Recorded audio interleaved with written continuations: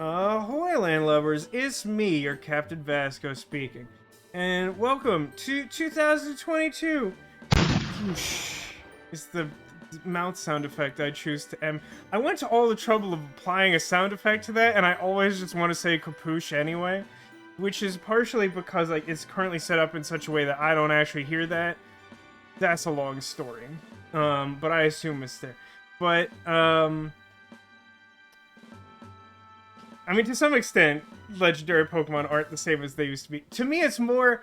The Cliff Notes, we're just talking about playing one of the new-ish Pokemon remakes of Diamond and Pearl on stream soon, because I've been, like, looking forward to playing one of those, and streaming is mainly the time I have to play games. And I said I had hipster thoughts about legendary Pokemon, which is mainly just that, like... I feel like there's just too many of them. Like, how many legendary Pokemon are there that have powers beyond comprehension that are responsible for creating the Earth?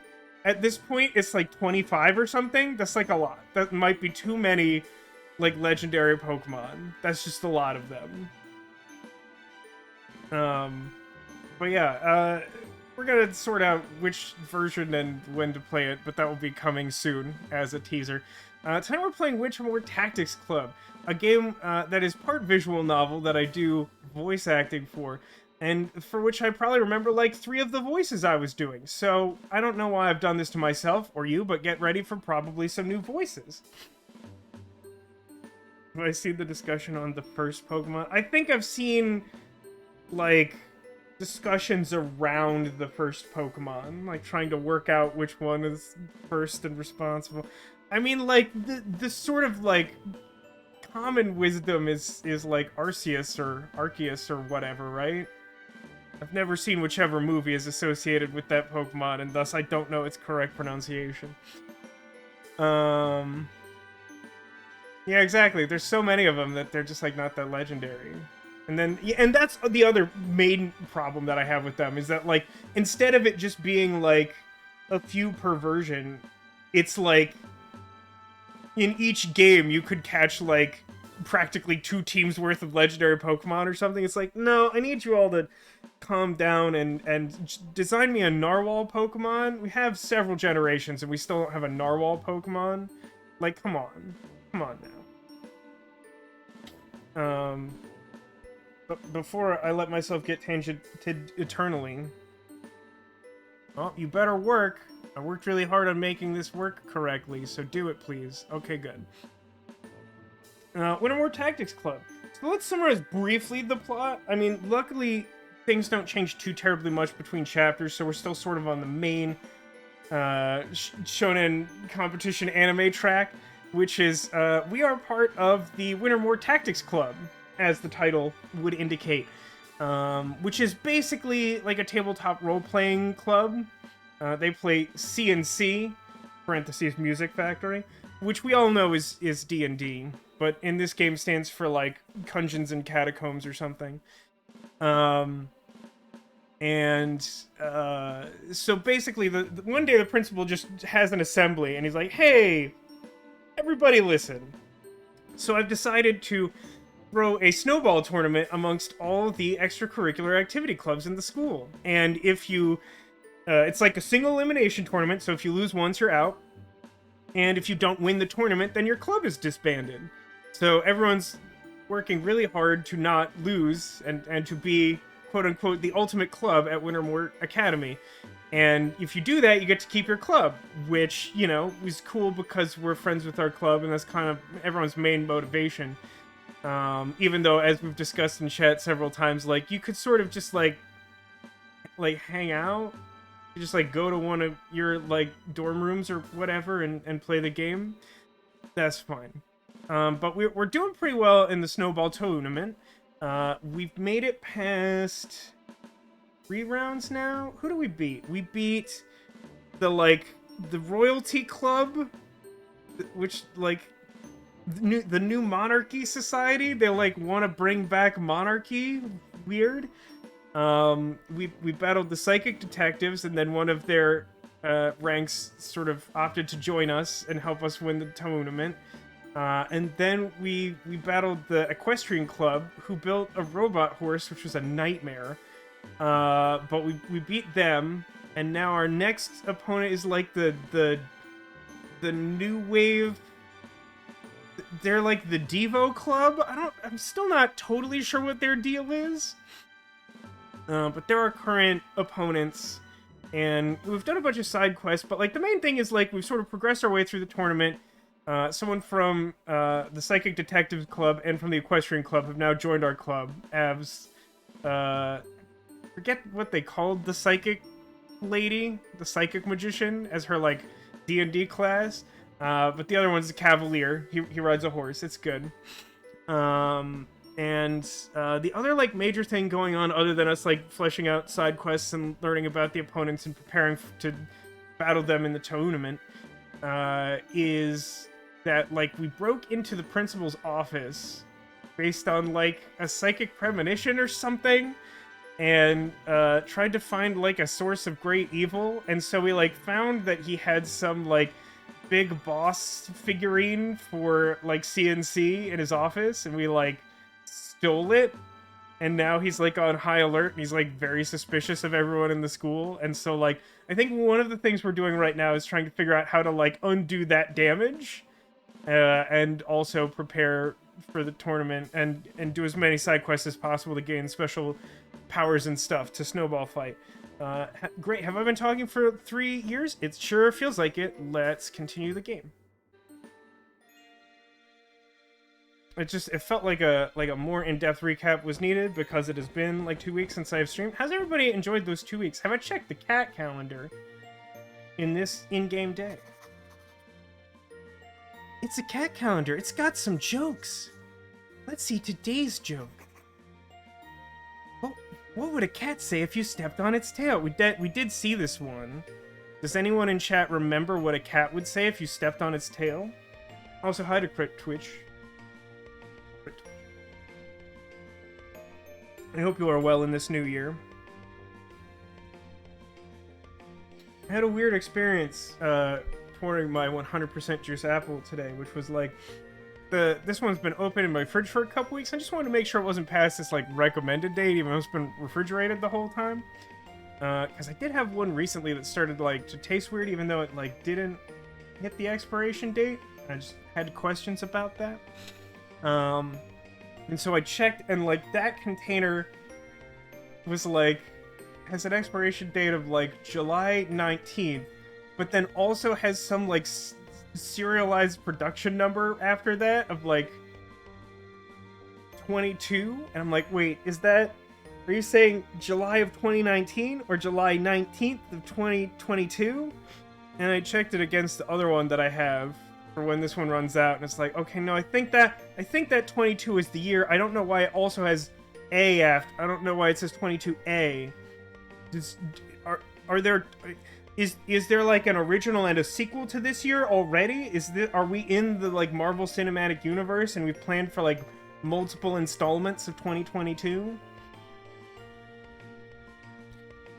But the answer is meow. The correct answer was meow. Okay. So like what all is happening over here? So I can talk to Jania about Principal's figurine, or I can go find Batu's package. Oh, that's right. So Batu's the new guy in the club, right? Think that's his name? And like right at the end of the last stream, it's like trying to like burn through side quests, and like he got a package of like poker chips and was expecting something else from his parents, and so we were gonna help him track that. How on earth? What's the first step of that quest? Go talk to literally everyone? 2020 TOO. I see what you did there, Demolition. Oh, is that it, Neko? So 2022 has different like routes. It has like a good and a bad end. And this apple juice is only meant for track A. Well, the good news is that now I know which like path I'm on. The bad news is I don't know whether A or B or however many of them is like a desirable, like which one's the darkest timeline, a la Community. That's what I need to know that I don't currently. Like walk around this building and see if like there are any hints to like the Ask Everyone About Mystery Package quest. It's not a well-defined quest. Wow, I genuinely don't remember what voice I was giving this guy at all. I mean, he doesn't talk very much. Thanks, that was fun. I don't know which thing. I guess he's responding to the fact that we did the quest. We like made a little quest for him and acted as like dungeon master, and I think we did all of that for this chapter already.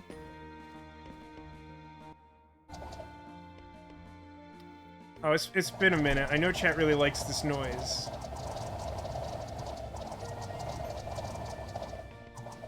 That's for you all. Okay, so there's Jania, so that's that quest. Right, okay. So, using that information, it's suggesting that the other quests I have available to me can be progressed in the Shrine of the Silver Classrooms. I guess the way it works in Nier is that Route A is a bad ending, Route B is a worse version of A, Route C gives you something horribly tragic. But to get each one, you must complete the route before it. So next year will be 22. No, I don't want to follow those rules. I don't want to follow those rules at all. Because that suggests that I'm going to have to live through like 3 2022s. And after 2020 and 2021, I am not optimistic about that. It is everyone's favorite character. Should we talk to her, Sarah? Maybe it'd help out if we pranked whoever beat him in the tournament. Oh, sorry, Alicia. I can find a plan B. Everyone loves Kelly, don't they? Okay, so it didn't seem like there was a lead in our classroom, or... I'm just gonna literally talk to everyone in this building, then. Not having horses or a club will make it particularly challenging to win the steeplechase competition this year. I mean, accurate. Having neither horses nor a club will raise the difficulty of that challenge significantly. No, I'm no longer on board with your interpretation of facts, Neko. We're not living 5 routes to get up to 2022E. That sounds like just garbage. We're not doing that. I mean, you could do that. I'm not doing that. So on your second iteration, there won't be any Vasco streams, and it'll be like a really confusing, like, how does reality work? Getting really existential at the start of this year. Since the young monarchists got destroyed, I've been putting my energy into painting instead. It's definitely not the voice he had before, but welcome to It's a New Year. Who's Gerald? I don't even know this guy.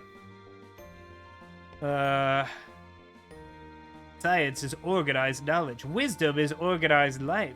You know, Kat said that. Okay, so none of these folks were any help at all.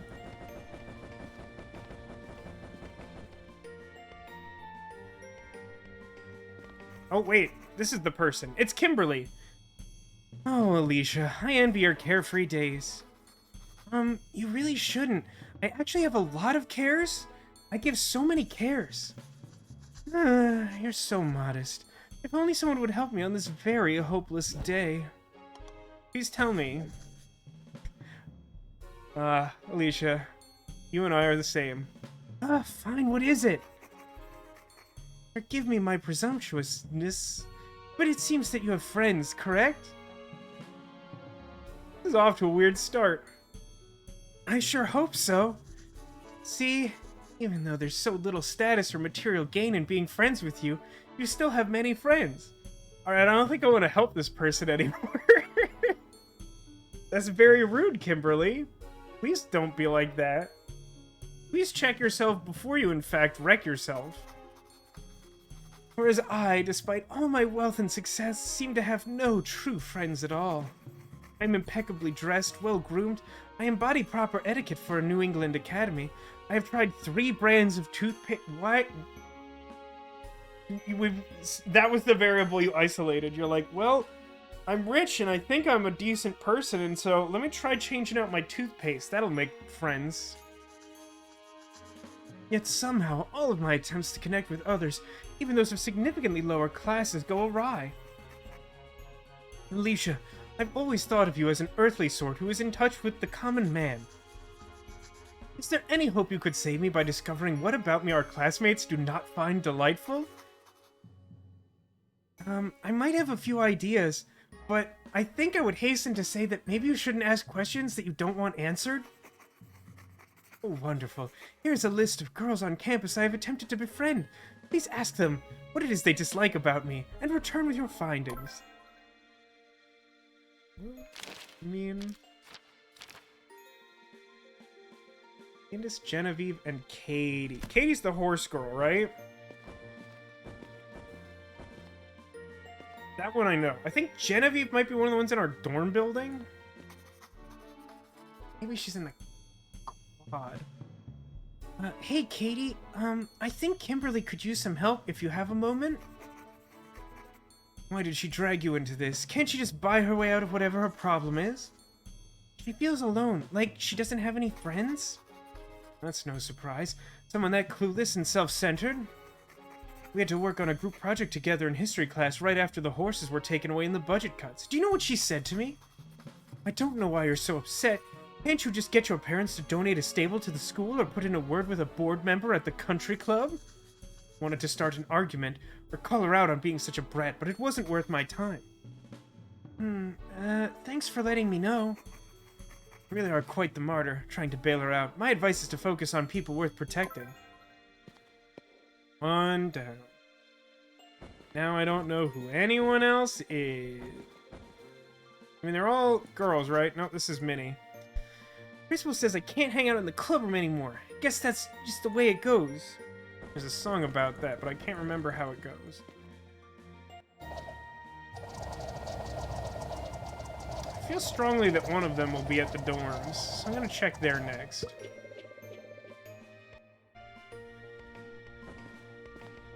Are you someone? Candace! Hi, Candace, I have a question for you. Really? For me? Is it about dogs? Not this time. I was just talking to Kimberly, and she thought you might not like her. Kimberly. She's just so insensitive. Remember when I got caught trying to keep that beagle in my room and how it was the saddest day of my life when it got taken away? Kimberly walked right up to me and said she knew just how it felt because they wouldn't allow her chauffeur on campus to drive her between classes. Literally all of our classes are in one school building. That doesn't make any sense. Can you imagine? I was so sad and angry. It's called sangry. She's lucky I didn't pop her one. I can see how that would take some restraint. Good job, and thanks for the info. The door to my room always open? That feels weird now for some reason. You're not the last one, are you? Alright, let's go to the quad. Today.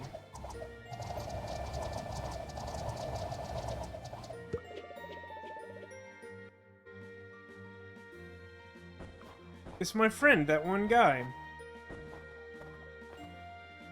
This is Maisie. I need Genevieve. Essie. Scarlet. Becky P. Becky R. Darn, I really thought I'd find someone here. Maybe the, like, auditorium building?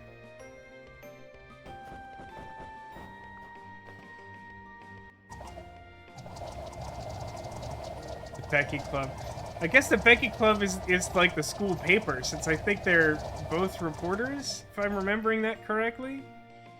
Admin building? This place? Oh, and poor Todd. Does anyone remember Todd's story? So, like, Todd left, like, a secret admirer note somewhere on campus and, like, sent us on a quest to get it. And then we, like, found it and read it and, like, brought it back to him, and it was like, hey, it seems like someone really likes you. It's really lucky for you that some person really likes you. Unfortunately, I don't know who it is. And he was like, no, I'm afraid, I feel like you missed the point. Poor Todd. He tried. Genevieve! Hi, Genevieve. I have a question to pass on to you. Ah, a missive. My stars. Is it perhaps some scandalous viscount? No, wait, that's pronounced viscount, right? A word that doesn't come up that often. Some scandalous viscount who wishes to meet me in the bower and profess his eternal but forbidden love? No, it's from Kimberly. She wants to know why you don't want to be friends with her. Oh, she's so spoiled and phony, like an earl trying to cheat his brother out of his inheritance. I profess my admiration for the many balls and grand parties she gets to attend, and she said there were too many parties and that I would probably get bored. Does she know how long I've dreamt of being a socialite? How is it fair that she gets it when she doesn't even appreciate it? My apologies, Alicia. I don't mean to take this out on you. No, it's okay, that's helpful. I'm really just trying to write a slam poetry book at this point. Guess that's everyone. I'll go back and end the side quest now.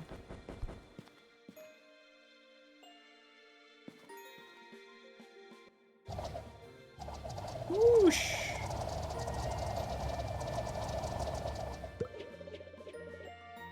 How do you think they made that whoosh sound?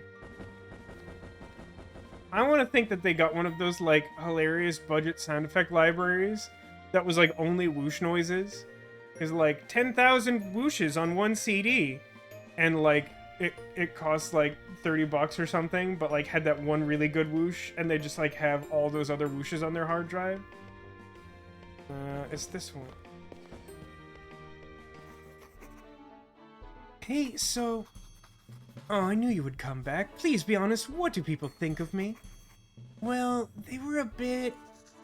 By all means, be completely honest. It's extremely important that I learn the unvarnished truth.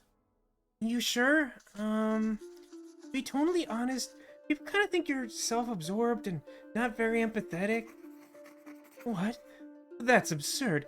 I listen to people's problems, I relate with them, and even try to give them solutions. How could anyone possibly find me self-absorbed? It can be hard to relate to people, especially when you're coming from different places. Sometimes you can hurt someone's feelings without trying. For example, when you said, "Can you help me? I don't have any friends." What if I said...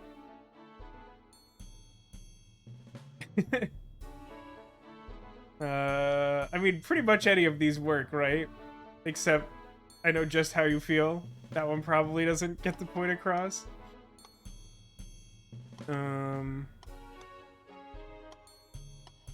I'm gonna go with this one, because I've been encountering this in my life, and I find it pretty frustrating. When, like, people, like, approach me and being like, oh yeah, your problems, like, those don't matter, because they're not my problems, because for me, that's not a problem. I'm jealous of you is a funny answer, and it sounds like something she would say, too, Sarah. Like, it definitely seems like something she would say. Even though, in the specific case, it is her own problem. It's the... Like, one of the other characters that we just spoke to said something along those lines, where it was just sort of like... I think it's that last one, right? She's like, oh, so many parties. And she's like, oh, you would just get bored of all the parties. That's an easy one. You should just try being nicer to people. What? But I do try to be nice to people. I try very hard, in fact. What am I doing wrong? Am I simply not a nice person? Am I doomed to be mean? That's the way Katie took it when you said that the Equestrian Club's problems were easy to fix. Are we just gonna go through all of them? Is that how it do? Haggis, welcome to the stream, and thank you for the 49-month resub. Also, thank you very much for the gifted Steam game around the holidays. I've been extremely bad about being on the Discord. And also, I haven't posted those streams from before Christmas that I edited and uploaded and tagged and everything. I just never did that, huh? Oops. I have not been very good this week. I've been very good about work and not very good about any other thing that isn't work. But welcome to the stream. We're trying to solve the problems of this mean rich girl. You know, it's just like real life. I don't know what that means. But that's the way Katie took it when you said that the Equestrian Club's problems were easy to fix. It might be easy for you to fix things like that, but Katie didn't have that sort of influence, even though she tried really hard. I suppose when I was upset as a child, my parents would always say it was nothing to cry about, and that they could fix it. Is that not what everyone wants to hear? It seems I've made a mistake and offended my classmates, but I'm still not sure what I can do. Started playing Resonance of Fate. You don't mean for the first time, do you, Haggis? Would you mind terribly giving another example? Okay, let's say that when you asked, can you help me, I don't have any friends. Instead, I said, I'm jealous of you. I feel that you have met a terrible fate. So wait, if you were playing it for the first time, are you making progress? And I don't mean that to be critical. I mean that because the game is extremely hard. Resonance of Fate is not an easy game to learn. I think I'm probably, like, pretty good compared to most people who've played it, and I still don't think I'm very good. I really envy you because I have too many friends. It's just hard to keep track of. It's a real problem. Too many friends? That does not seem like much of a problem at all. Leisha, I hate to say it, but I doubt your sincerity. Well, that might be the way you came across to Genevieve. I know she can be a little much, but she spent her whole life dreaming about balls and cotillions. You just dismissed those as not worth the trouble. When you said those things weren't worth it, it was like you were saying her dreams weren't worth it. Wow, this hits real close to home. I was trying to make her feel better. Seems I've made a mistake and offended my classmates, but I won't be satisfied until we've repeated this process 3 times. Sure, I guess we could do that. How about when you said, can you help me? I don't have any friends. I said, so I've got to run actually ending the conversation? I don't remember what the third person's problem was or how it relates to this allegory now. According to Steam stats, only 78% of players have killed a single... Wait a minute. Wait, Haggis. According to Steam, only 78% of players for Resonance of Fate have killed a single enemy? I mean, I expected it to be low, but to kill a single enemy? That's pretty low. And only 68% have finished their first fight. That's wild. Yikes. Oh, the dog thing. Right. Right. So yeah, the chauffeur. So yeah, I guess we're supposed to say, I know just how you feel, and then we're gonna make some stupid comparison. And I guess actually I've got to run is actually just leaving. I know just how you feel. My friend Carol was on the phone once when I wanted to talk to her. But that's not the same at all. You'd still have other friends, and you would surely have the attention of Carol in time. My problem is much worse. Oh no, are you mocking me? I'm not mocking you. That's just how Candace felt after her dog was taken away. And you said you knew how she felt. Having a dog meant the world to her, and you compared it to a minor inconvenience with your chauffeur. That was more than a minor inconvenience, but I suppose she does quite like dogs. Well then, I suppose all my efforts have done is hurt people. Alicia, if you are a friend expert, what should I have done? Or would it truly be best for me to give up on having friends? Oh, is that an option? Can I tell her just not to have friends?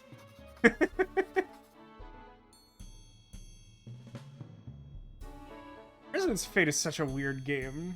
I mean, I love that game, but like, sometimes I'll just like randomly think about Resonance of Fate and how just like absolutely inscrutable that game is, and how just through like sheer force of will Tech and I like managed to get like I can't emphasize this enough. I know we've talked about it before, but like before we ever started recording YouTube videos together, Tech and I, we just like played through like 80% of Resonance of Fate and like really didn't actually understand like try attacks. Like we sort of could do them, but like we just like didn't really get the resource management and stuff like that. So like we just like brute forced our way through the game, and then we're like, you know what, let's record this game for YouTube and see if we can finish it.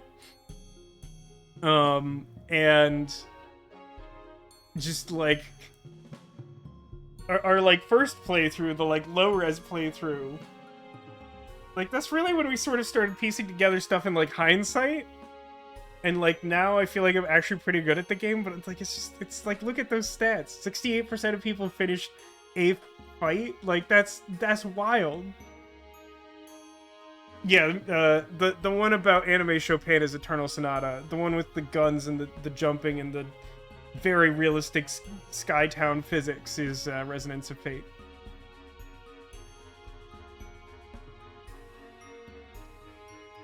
To your point, I don't really think I'm a friend expert. I still feel nervous talking to people, like I'm just guessing what to say.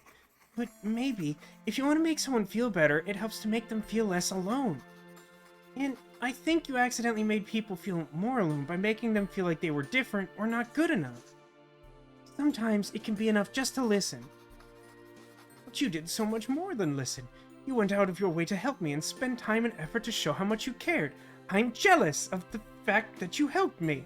That's confusing. Ahoy Ditto, welcome to the stream. Are we Kings of Snowballs yet? Not yet. I think we have to win the tournament to be the Kings of Snowballs. Currently we're the King of Side Quests. I don't know what we get for this one, but we've just finished one about a mean girl who doesn't understand how to talk to people. Well, I mean, like, Haggis says, I went into Resonance of Fate with years of knowledge about mechanics and tactics and still fumble all the time. I mean, like, you've seen me play now, right? Like, I just said I feel like I'm pretty good at the game. And, like, you'll see me, like, go into, like, not a boss fight sometimes and just, like, run into a wall and be like, well, whoops. Like, there's just, like, so many ways you can screw up and, like, little things. Like, that game is very hard. It's, like, it's so funny, too, because, like, I don't typically like games that are, like, difficult, like, on some level, I feel like I might enjoy something like Dark Souls, but, like, I feel like the learning curve makes me not want to try it, because, like, I know it's supposed to be really difficult, but, like, there's just something about, like, I saw, like, one trailer for Resonance of Fate, and, like, what the combat looked like, and I was like, I just wanna know what this world is. And then we just brute forced our way through it. But I suppose I don't have to be jealous. I can do that same thing next time I try to make friends. Perhaps I can even start now. Alicia, I've heard you've had some problems with fantasy battles. I've heard this can be quite useful in such situations. Please allow me to offer it as thanks. Designer boots! For the wizard character I like. Spark gives +2 tactics points if standing in a tile with a ground effect. Wow, that's specific. I mean, these optional static effects are, like, so, like, situational. I honestly feel like this game does not break if you literally just make the effect of this item Spark gives +2 tactics points, full stop. Like, it would be a strong equipment, but, like, it's...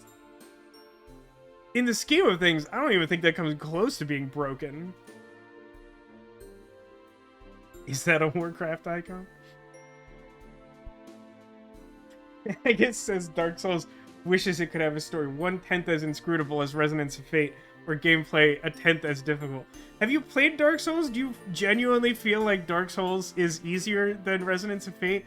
Like, I could believe that, but I don't assume that to be true. Also, if you want an inscrutable story, I mean, I feel like Eternal Sonata has even Resonance of Fate beat. I don't know, which game do you think is more inscrutable? Long-time followers of my YouTube experience. It's really okay. You don't have to give people things to be friends with them. But I am actually going to take this. I really want those boots. Great, one down. Now how do I who has the care package?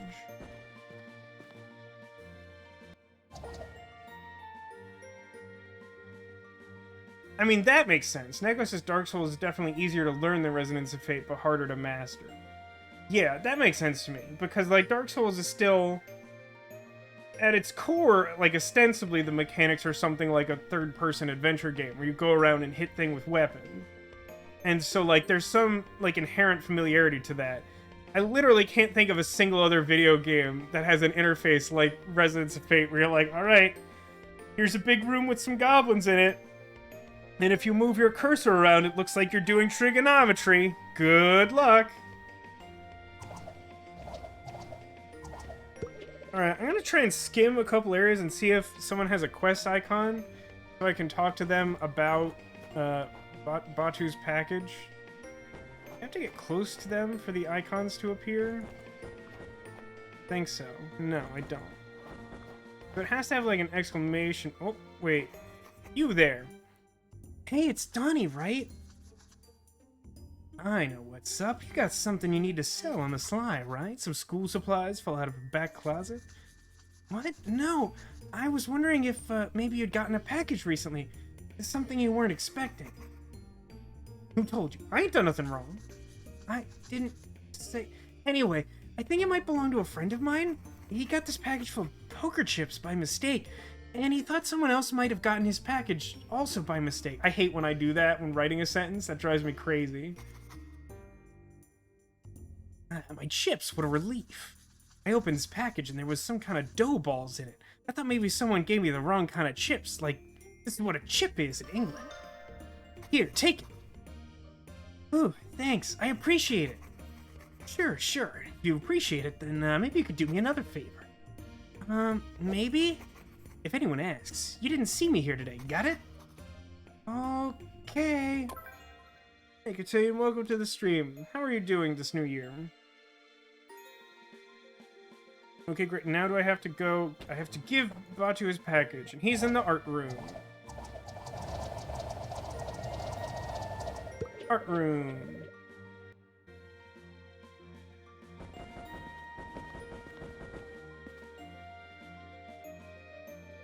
Hello, Batu. Good news! I found your package! Really? That's great. Oh, hey. Looks like my mom sent some Bortsog? You want some? Sure. I have no idea what that is, though. It's a fried pastry. My mom makes it from my grandma's old recipe. It's like, I don't know what American pastry would be most similar. Maybe a little like a donut? It's really tasty. Does your mom send you stuff a lot? Yeah, she's pretty protective. She likes to send a lot of care packages. I told her school food is fine, but she doesn't believe me. If you don't mind me asking, where is your family from? Just outside of Ulaanbaatar. You know, it's the capital of Mongolia, on the Khatan-Tul River. We moved here 4 years ago. Oh, wow. So you're a long way from home then, huh? This is home now. Mom says we're better off here. Safer. More opportunities. Safer? With the sort of things my dad says? Well, it's less complicated here. Do you miss it there? Some things. I miss my friends. I just hope I can see them again when things are better. And I miss not worrying about whether my English is okay. But your English is great! Thanks. Will you show me pictures sometime of where you're from? I'd love to know a little more about it. And also, if you could, like, give me some sort of fantasy ability as a reward for this side quest, I'd appreciate that too. Sure. Actually, I just drew a bunch of portraits of all my old friends. They're in my old sketchbook. Maybe I can draw you sometime too. You know, like my Mongolian girls? Thanks, I'd love that, I think. Huh? Oh, hey, look what else my mom sent. It's heirloom Luvus! Luvus! That's a really funny looking word.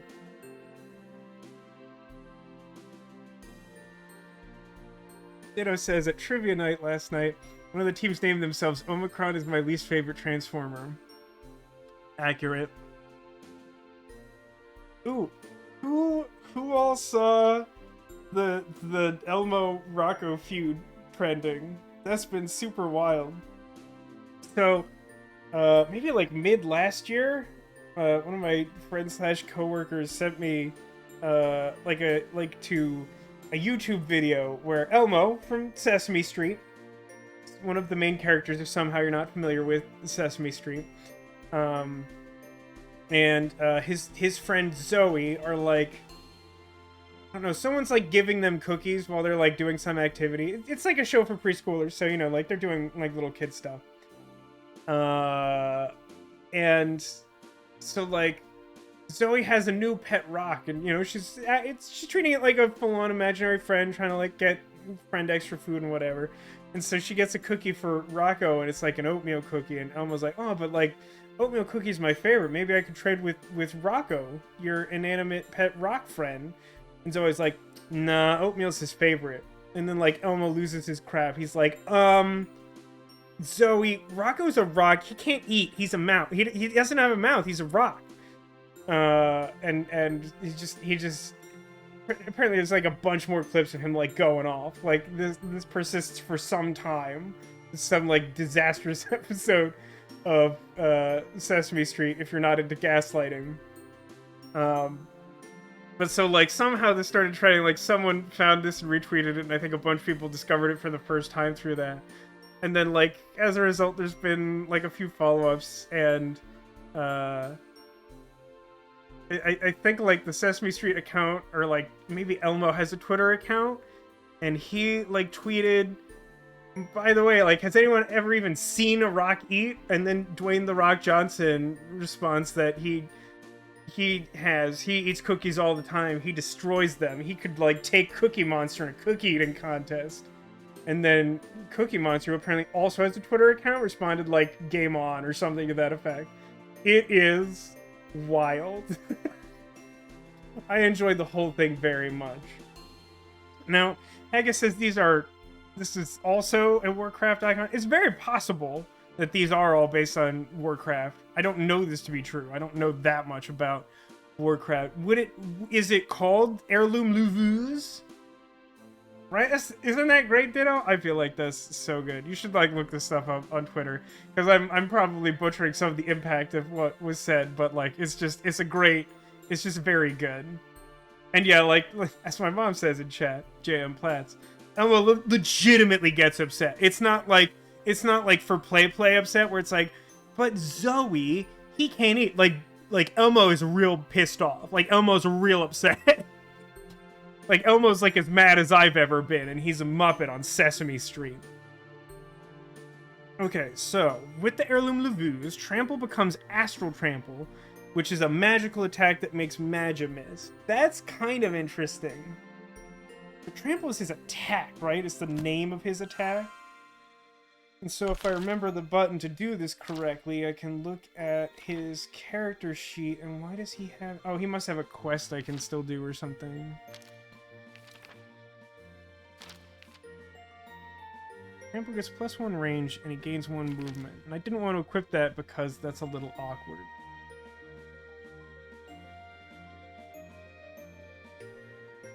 To beat Kermit's It's Not a Cookie clip? Oh, I don't remember the full content of that clip, so I can't say for sure. So yeah, Trample is our like base attack that gives tactics, right?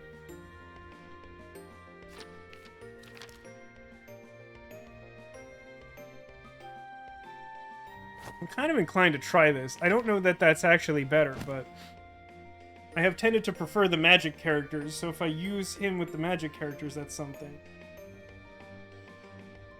Okay, so now I have just... Well, I can do... Let's do a real quick Crucible challenge, because apparently I have one that I didn't remember having. Expensive horse armor is our potential prize. It's +1 magical armor. That's kind of interesting.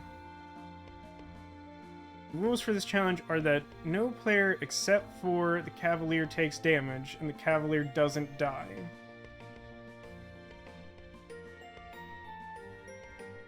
He can take up to 4 damage. You have to win in 4 turns, and always use 2 tactic power. Always, always. Real quick check here. Okay, I am not covering that part of the screen. I forgot to do for one of these streams. This part of the screen. I'm here where you can no longer see the cursor, and I don't want to be covering this where the cursor now is. Okay, so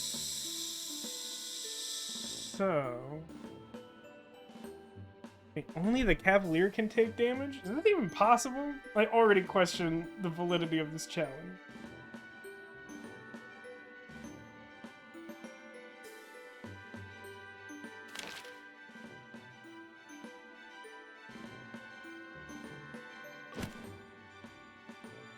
I mean...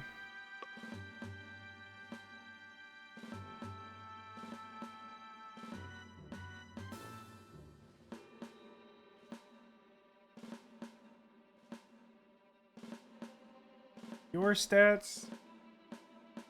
Attack the closest opponent. You have an arrow attack with range 9, but it has to be a line.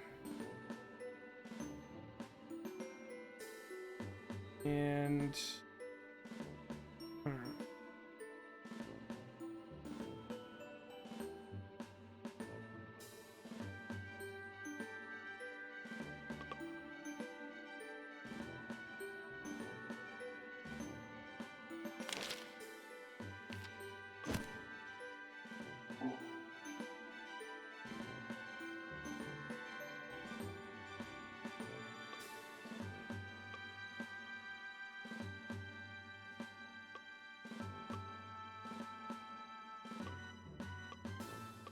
no idea what I'm doing. Real rusty at this game, so we're just gonna try our luck with whatever comes to mind.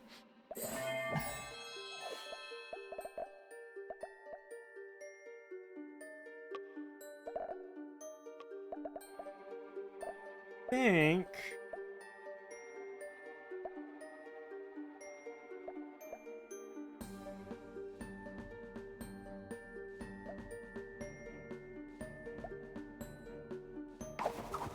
here, and then use my tactics ability.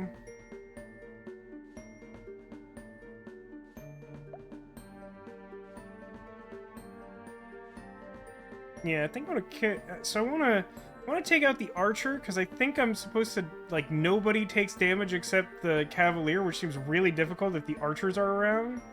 I wanna try and, like, finish them off really quickly. I'm using a tactics power on the first turn to clear out this one that's, like, kind of close to the group. And I think I want the fog to just cover the area closest to where this other archer is starting.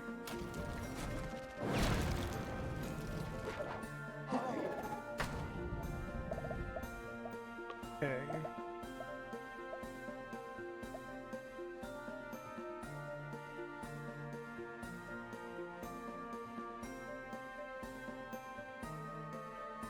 Yeah, I think I just, like, charge... here, and by doing that,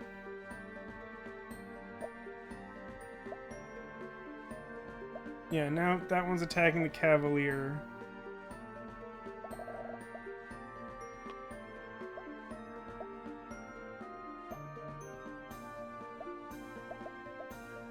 I think I just want to use spark from this position. I think I might get hit by that archer. I don't really know. I don't really know what's gonna happen.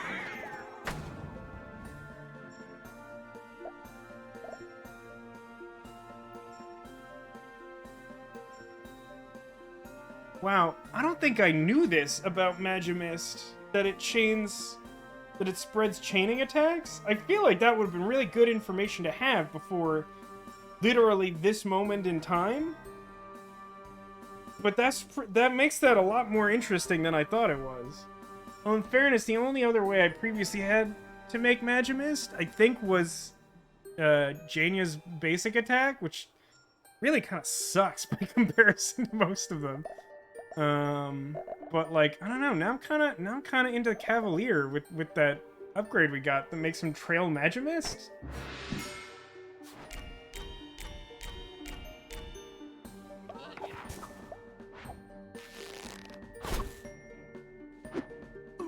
Okay, so it took 2 damage there. Okay. That one can only move 2.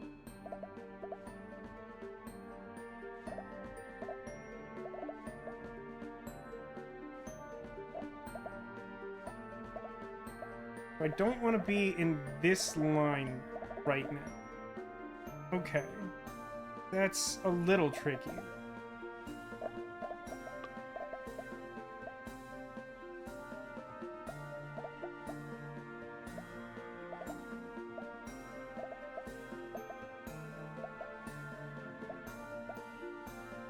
think I can attack this guy. This is an awkward thing about the Cavalier, is that his, like, basic attack has this, like, weird element to it where if you can't pass behind the enemy, you, like, can't really attack them. Now, like, all the enemies here are sort of like that. So he, like, really can't do anything this turn, which is, like, super bad. Really bad for me.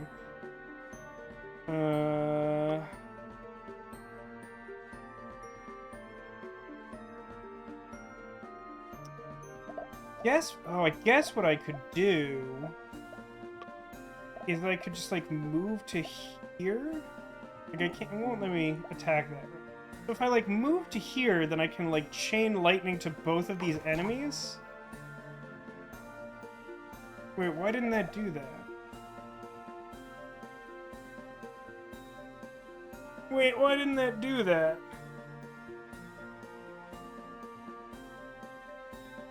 It's astral trample, right? So, like, oh, because it has to hit someone? That's what does it? That's probably it. Oh. So that doesn't do anything at all, then.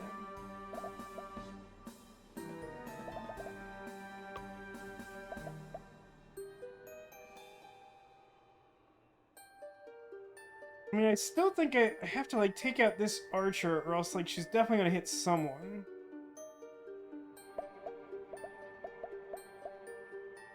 Oh, but, like, she could just, like, move less than her full amount, right? Actually, if I do move into that column I didn't want to go into,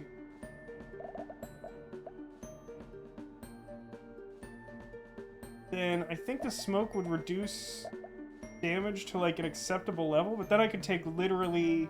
Oh no, no one other than Cavalier can take damage, right? So it's pretty tricky. I don't know if it's as bad as that first one that was, like, basically impossible.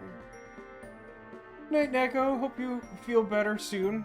By the way, we have a bunch of new people here. At the start of the stream, I was saying that I would like to start playing one of the newish Pokemon remakes on stream soon. Either the new Pokemon Diamond or Pokemon Pearl. But I was trying to figure out what day people would prefer for me to stream that between Friday and Saturday. Help me make some decisions on what to be streaming as we approach the end of Wintermoor Tactics Club. And once... tomorrow's stream, I really want to play Super Auto Pets, which is mostly for selfish reasons, that it looks really cute and I want to play it, and it seems like something that people who watch my stuff would also enjoy. So similar to Door from Manic, I kind of want to just, like, pitch it to people. But, like, it's really mostly just that I want to play it and can't find time to do it. So I want to do that tomorrow. But, like, after that, I want to, like, figure out, you know, what to be playing. And so, you know, if you have a preference between Friday and Saturday for us to be playing Pokemon, let me know. So far, I have one vote for Saturday and no other opinions. And that's fine. That is an acceptable answer.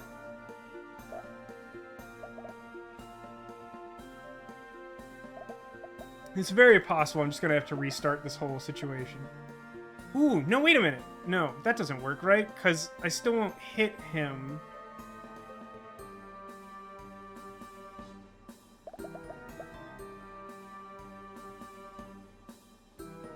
Okay, so what if I did this? It won't let me attack if there's no enemy? Wow, the Cavalier has, like, really specific unspoken rules.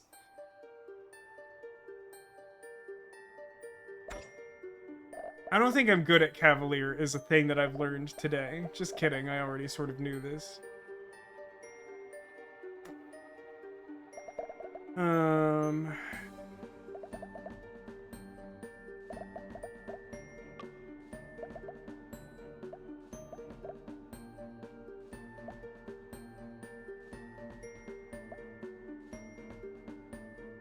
Guy has armor? Yeah, he has physical armor. If I use my Shadow Shove, my basic attack, it would normally deal enough damage to kill the guy, but it doesn't because he has the armor.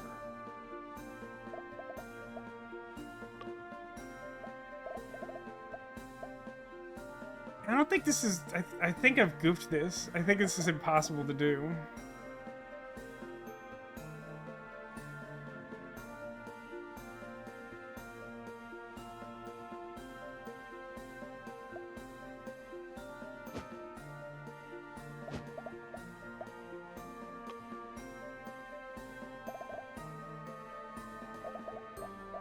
Is there a way I can...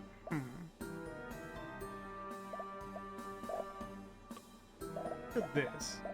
So, I move to here, I can grapple one of the archers, which takes them out.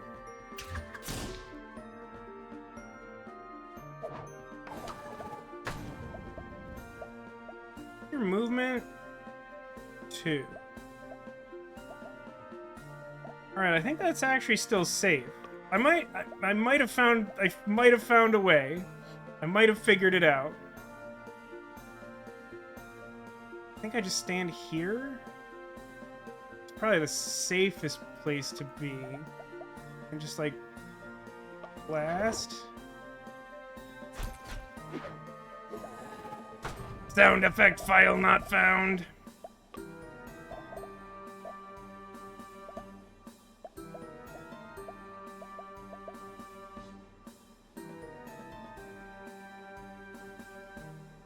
I just want to like move as far away from this guy as possible so that he will move towards me and then I can attack him. I'm not sure that's actually right, but I don't want to move.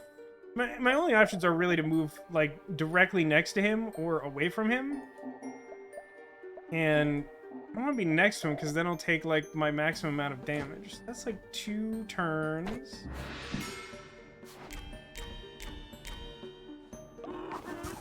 Sounding like Saturday is probably the preferred Pokemon day, which is logistically easier for me, just because I already have Wintermoor on Friday. Okay, so he did actually move closer to me, which I wasn't expecting him to do, but is helpful.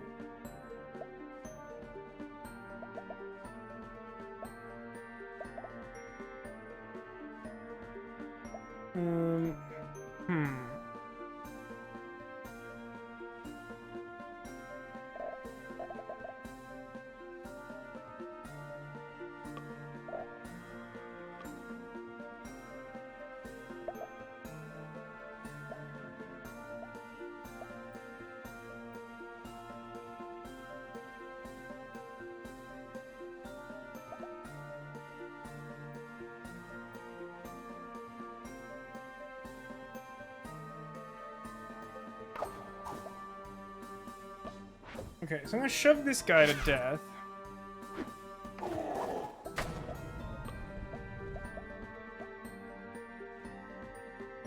And then I'm gonna, like, charge past this guy. And I think this will make more mist, right? Yeah, the trample mist is pretty good when it actually, like, does something. Oh, I can do a tactics thing now.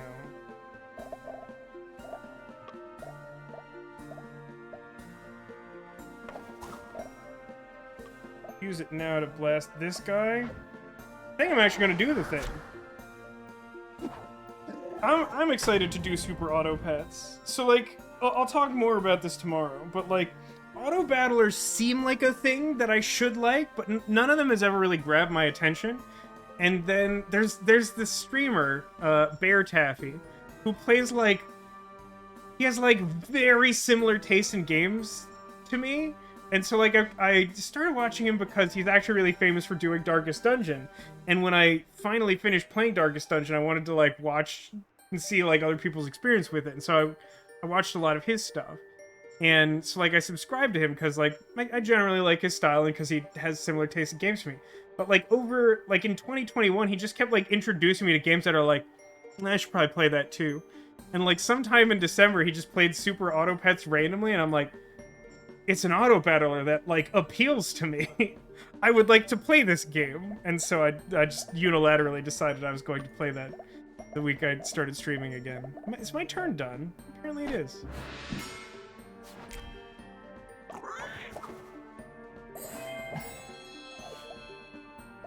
I think if I kill the guy this turn, I think I've completed all of my criteria.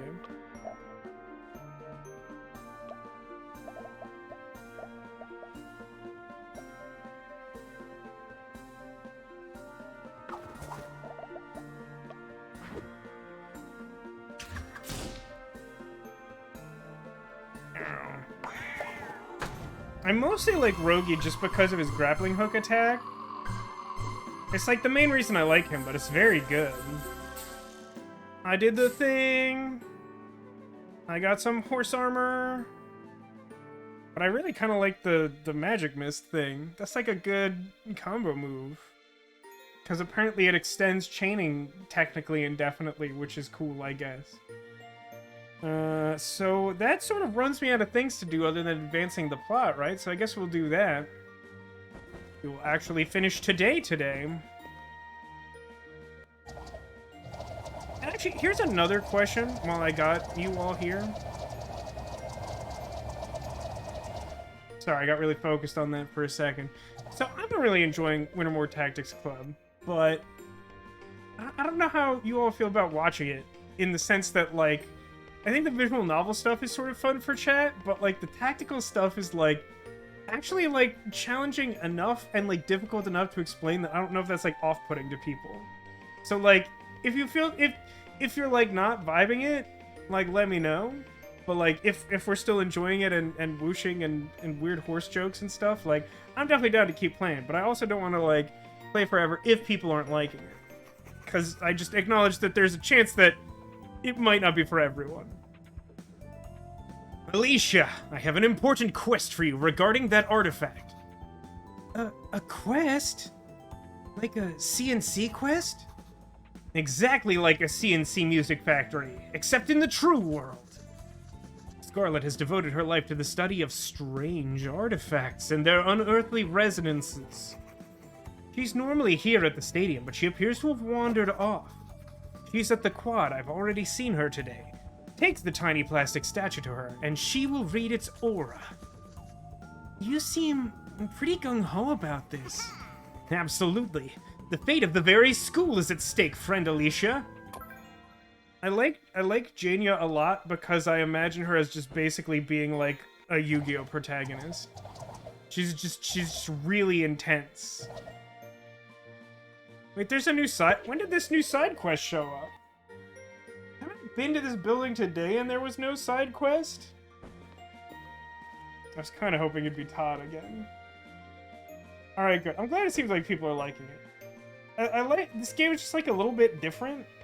And I really like, I don't know, man. Like, the older I get, the more enthusiastic I am about indie games, and I really don't, I don't know. Maybe I'm old, maybe I'm some kind of hipster, but, like, I really don't, I don't love a ton of AAA games these days. I'm not saying they're all bad or that there's something wrong with liking AAA games. It's just that, like, a lot of the time the end product, like, so many people work on it, but it just doesn't feel like it has, like, a coherent vision, or like everything is thought through as carefully as like some elements of the game, and it almost always comes off like frustrating me in some way. But like a good like indie game that's like really made with heart, and like even if it has flaws and isn't perfect, like I don't know, I just like appreciate that, man.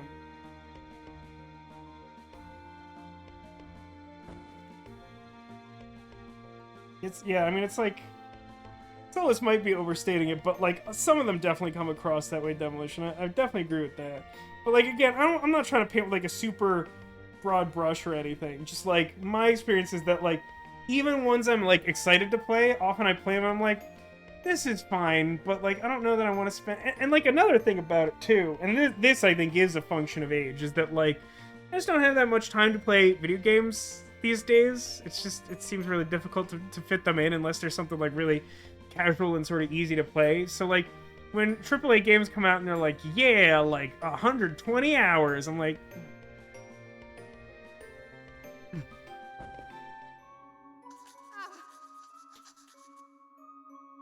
oh god, it's Septavia. She must be guarding the office after the theft. She can probably tell from over there how guilty I look. It must be written all over my face. It doesn't help that I'm saying this out loud and she's close enough to hear me. Oh god, I should get out of here. Alright, well she's probably not the side quest then.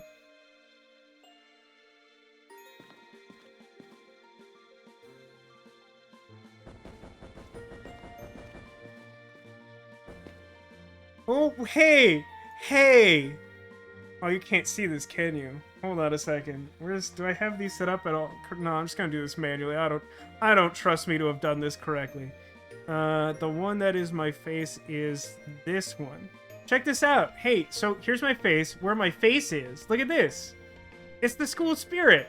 I had to, like, give it to the stage manager or something as a side quest, and now it's posted here, and I didn't notice it before. That's fun. That's a fun little... Like, that's great. That's the kind of stuff you get from an indie game. You don't necessarily get from a AAA game. Love it. Super into it. Found the quest. You ask her. Oh, fine. You got a second? What's going on? You're friends with that Batu kid, right? Yeah, I mean, I haven't known him that long, but... Look, you think you could get him to join our club? I mean, are you sure he'd be interested in joining the... Wait, what club are you guys again? I appreciate this question, because while I definitely appreciate also their dedication to their costumes, it's not inherently obvious what these two are doing. If I remember correctly, they're historical reenactors, even though they don't choose the same time period to reenact. We Historical Reenactment Club. Haven't you guys been disbanded already? Listen, we're doing some important scientific work here that can't be put on hold. Scientific? Yeah, we're trying to figure out what would happen if cavemen and the Confederate Army fought the Mongol hordes. Oh, it's Deadliest Warrior! I worked on this show! This is a TV show I worked on! Is that... I thought historical reenactment was about, you know, reenacting history? Well, yeah. Why reenact things that already happened?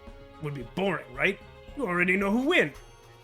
It'd make way more sense to reenact historical figures in exciting new situations.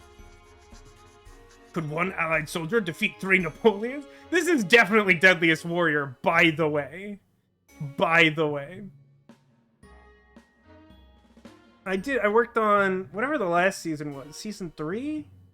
I was an intern. I think I'm in the credits. I don't remember what they credited me as. But, yeah. I worked on the season that had vampires and zombies, and Napoleon versus Washington, and Joan of Arc versus William the Conqueror, and a few others.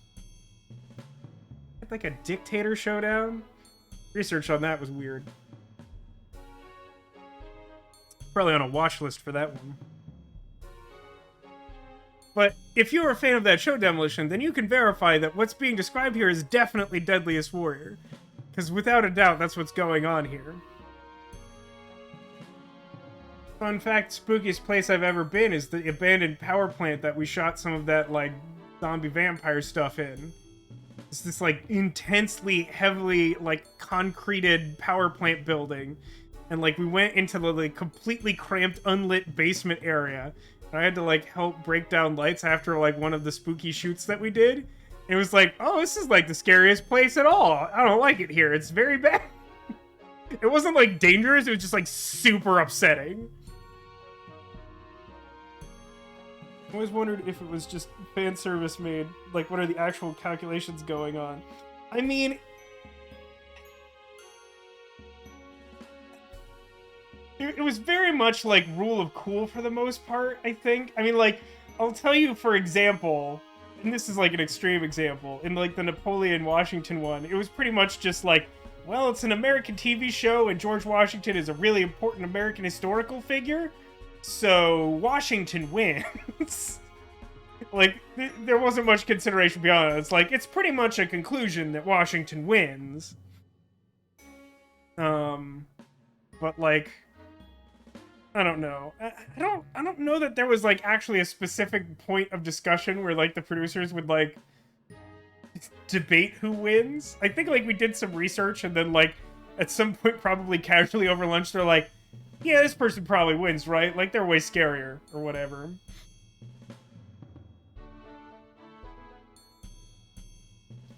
If one allied soldier defeat 3 Napoleons, could Shakespeare win a poetry battle against caveman? That sort of thing.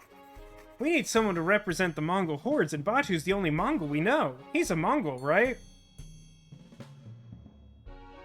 like the way he says that.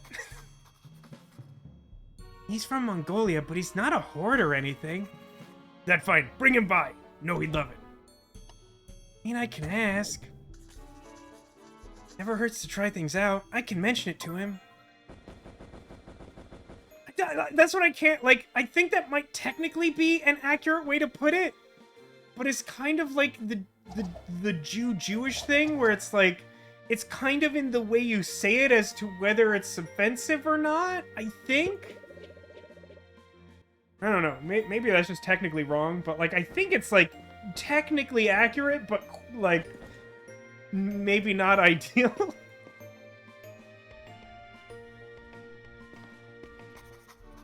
Hey, Batu, I just wanted to mention something. What's the matter? It's nothing bad. Those kids from the Historical Reenactment Club invited you to one of their history battles. I don't know if I pointed this out or even mentioned it before, or like even noticed it before, rather.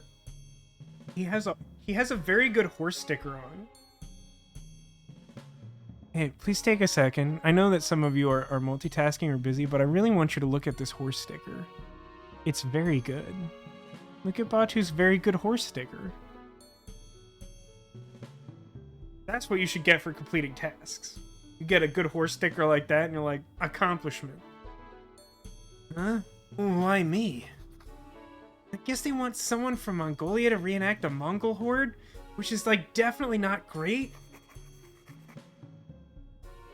Oh, I guess that's kind of the only thing people know about Mongolia, huh? I'm not a very horde-like person.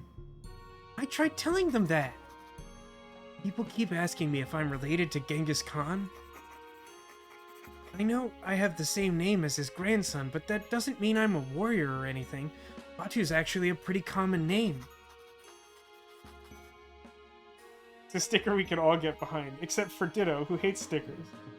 I mean, I think other people have this problem too. I like stickers conceptually, but I can't use stickers. Because I will have sticker FOMO for eternity.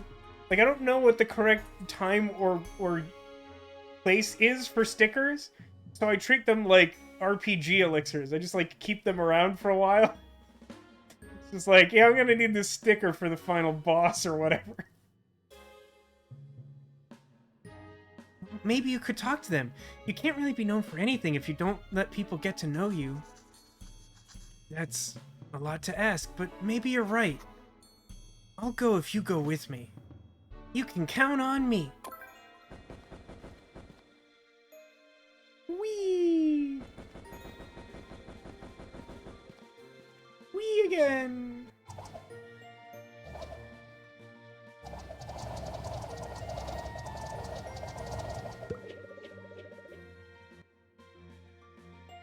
I feel like I'm really front-loading these side quests. I'm not sure that the game is intended to be played this way. They were here. They were here recently. Where did they go? Alright, now I have to go find them, I guess? Did they tell me to go a specific... Oh, meet them at the quad. Did they tell me they were going to the quad? I don't feel like they did. Luckily, the quest marker says that, but I don't think they said that.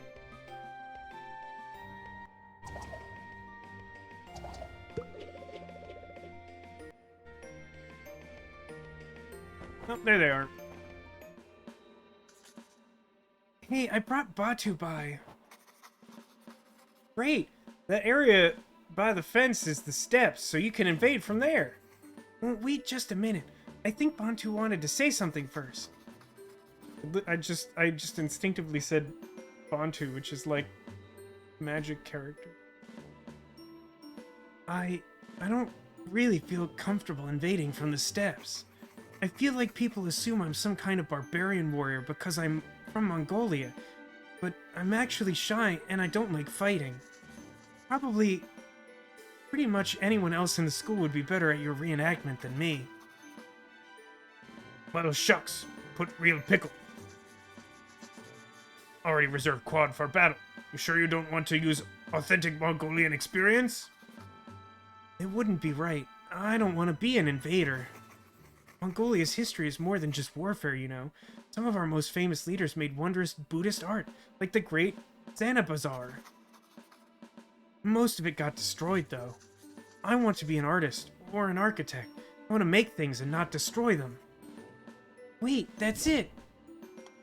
Oh yeah, that's true. I like the top one way better than the bottom. I mean, the bottom one still sort of gets this point across of, like, what if we just, like, didn't adhere to stereotypes? But the top one is, like, actually sort of solving one problem with another. You were like, oh, you wanted, like, a poetry battle, and he sounds like he would like to do a fun, creative thing with you, and so maybe he could do that.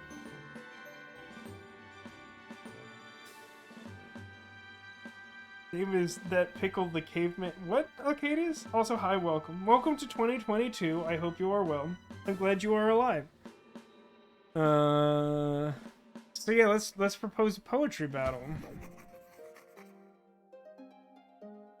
Didn't you say something about a poetry battle before with Shakespeare and a caveman? That right. Caveman poetry has undeniable elegance. What if instead of fighting you had an art competition this time? Batu, would you be more comfortable doing that? Yeah. If you would change your game like that just for me, I would help you do an art reenactment.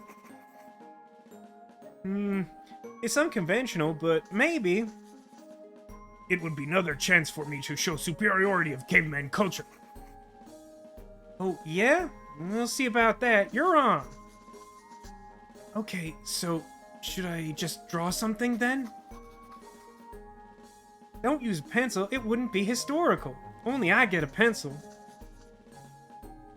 What about this black crayon? It's basically like charcoal.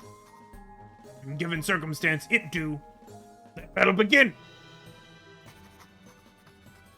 Behold, a portrait of my lady-love Winifred awaiting my return under the old willow tree. As you see, depict 3 deer against field of stick figure. Call it Origin Society. I drew the foothills of the Bogd Khan mountain, where my family used to visit in the springtime. I imagined how it would look hundreds of years ago. Okay, so this is all fine and good and all that. Drawings aren't poetry?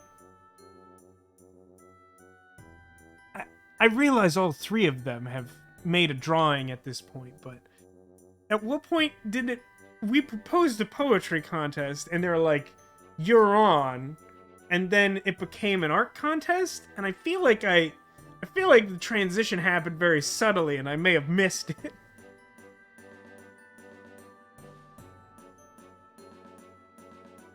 Picture is worth 1,000 words. Fair point, Alcadius, but, like, do you get to choose what the words are? I feel like you don't. Poetry generally involves, like, pretty careful selection of words. Such authenticity, such history! Tell Winifred I have been slain by the wonder of this drawing.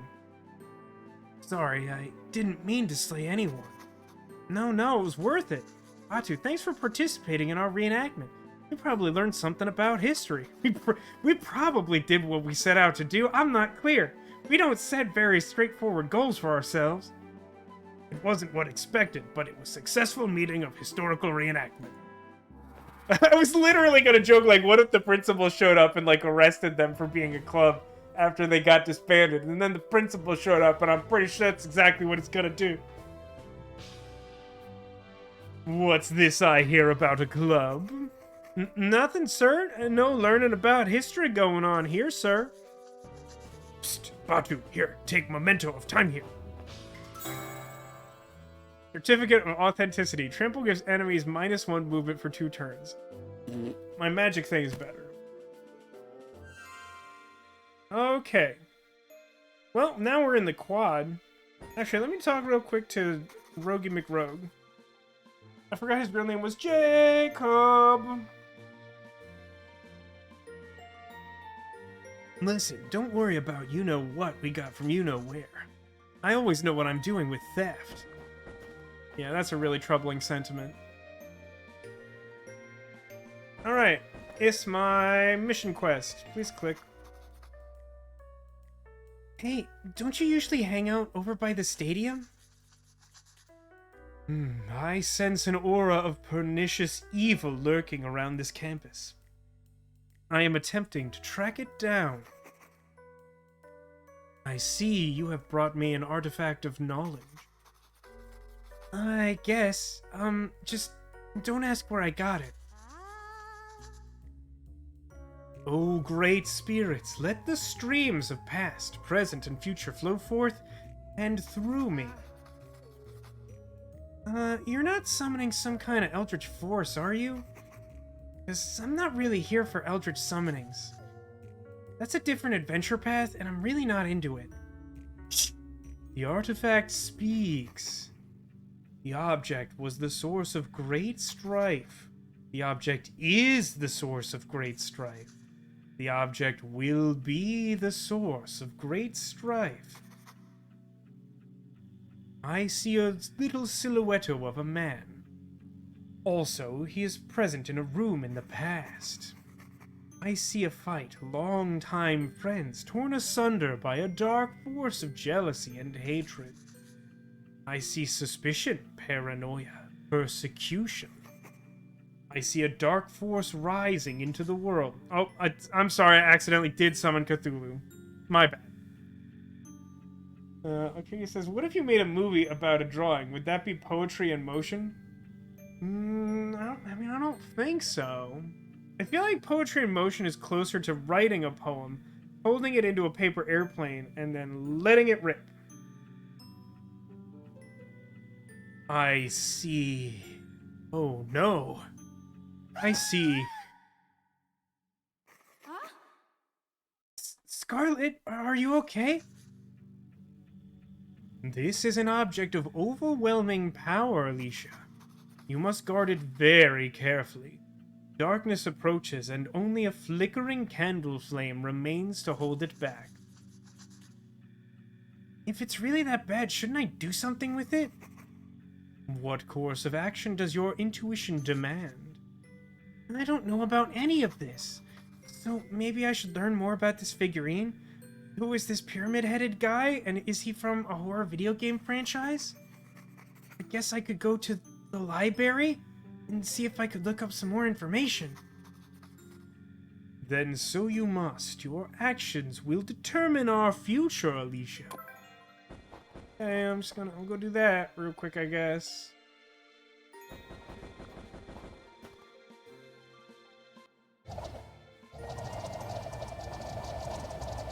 $10,000 whoosh sound effects. My favorite is whoosh 337. Yeah, I guess the library would be in the library. Good job, Vasco. There's something so weirdly familiar about this thing. Haven't I seen it somewhere before? Scarlet said something about trusting my intuition. I guess this guy kind of looks like some kind of ancient god or idol, maybe? He's got pillars and stuff. Maybe I should try and find books on old mythology. The card catalog, which I'm not looking at, says mythologies in section 9.4.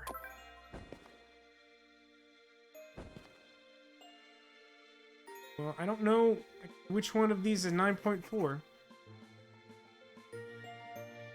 Was I a nut, Dad? Tuna I saw. Okay. Yeah, it's a palindrome, sure. This is section 7.12. I'm looking for section 9.4. Alright, well, if they're all gonna be weird, we're gonna check all of them. Some classics here. War and Peace, Dracula, Moby Dick. Nope, this is 7.13. Events that didn't actually happen. I'm looking for section 9.4. I would die if they had the bad deja vu joke in here. Tuna you saw? Am I a nut, Dad? Welcome to the stream, Top Hat. You've chosen a time to be here. Welcome to 2022. How are you today? You can't do it. 9 excruciating steps to worsen your life. My book is already published and it's in this video game. No, this is section 7.11, reverse psychology. Statutes governing disputes involving property delineation of grazing rights. No, this is section 7.10, true crime.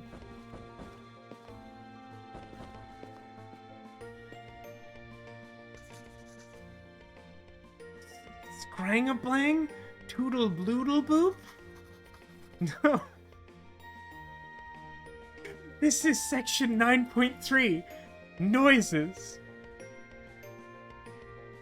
My god. What is the game? And where did I see that? There's like a Kenny G board game. I think this is a real thing and not a sketch. It's been long enough I can't remember now. But like I remember seeing someone try to play the Kenny G board game, and like you're basically just dealt a bunch of random jazz sounds and you have to like match like some tune dealt out by like Kenny G, and then you get points or something. I don't know. It's a weird... Look it up. I'm pretty sure that's a real game and not a comedy sketch. Pretty sure. Oh, the possibilities. No, this is section 8.7, cat jokes. Hamlet, the dog who denounced the gold standard, and Uncommon Courage, the life of R.B. Barnmouth, founder of Gebsaw. What do these even have in common? This section is labeled 8.6, books that are included in this classification. There's some good library jokes in here. This is good stuff. Also, the noises section is the best one so far by a lot. Although, books that are in this classification is also very, very good. You die if you count to 100. No, this is section 8.5, number theory. Ab. No, this is section 9.5, other combinations of letters. Alright, well, that leaves us with just this one. This is it. 9.4, mythology. Huh? Is this an old CNC catalog? I guess you could file that under mythology. Hey, wait a minute. Didn't Jacob say he saw that figurine in an old CNC module ad? Let's see. Here it is! The Gatekeeper of Illamauzar. It's from the very first year Curses and Catacombs was released. Darn, it looks like this module was advertised, but never actually came out. I guess it's not a total bust. At least we can say that the creepy guy is called Mauser. There has to be a way to find out more about Mauser. I guess I should get back to dealing with the whole snowball tournament thing first. Did we do it? Did we complete most of the chapter now? Ah! Wait, was he there? He wasn't there.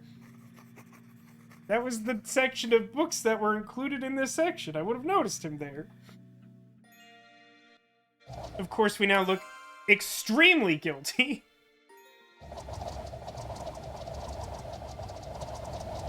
Here's a little bit of whoosh by your side. Guess we have to go to the club room.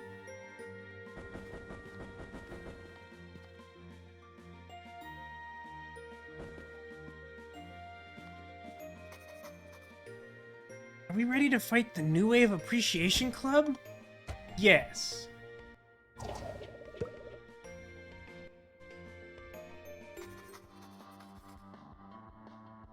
Watch out, our enemies are here. The vile cultists of New Wave. Intriguing! What is this New Wave? I assume it comes after some kind of older wave? New Wave is the logical evolution of post-punk. New Wave is the logical evolution of humanity. So it's music? Whatever. Nothing against you nerds, but I guess I gotta ice you to keep listening to Susie on school time. Prepare to enter the world of demons where there is only pain.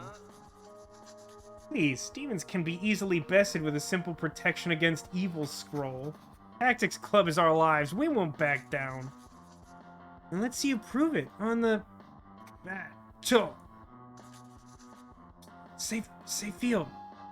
Safe field. We're doing a thing here. Safe field. Safe field. That sucks. Alright, everybody. Seems like it could be a tough one. Okay, it says, YouTube actually recommended the 4-episode Hercules Let's Play last night. Good times. I'm still sad about the audio being corrupted from the last Mario was missing. That was truly a classic. The World of Demons where there is only pain. I already worked retail. Got him, Cotillion. I don't understand why the band leader is like clearly goth. Goth isn't new wave, right? Like I'm not an expert, but like I don't think that's right. All right, so what's their deal? Like they manifest as actual demons, which is weird because everyone else has mostly just sort of been themselves in these battles. But sure. Attack me the most. It's a turn. Okay. You can like reset her with like ranged attacks, maybe? That's Ditch. Deals +2 damage if they are at or below half health. Ooh, woof. Okay. And are the rest of these guys basically the same? Fail. Discord. Scream. I mean, like, they have different names for their attacks, but they appear to all basically be the same thing. They have, like, physical armor, so I do want to lean more magic-y. Maybe that means that I want to equip the, like, magic grapple for the rogue?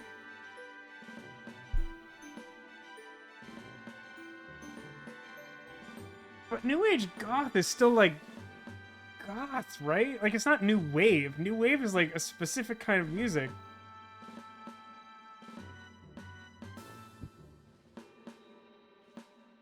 She has magic armor. Most of them have physical armor. She has no range on her attack, so she's kind of like a brawler. It does kind of, like, I'm kind of leaning towards using... I don't know.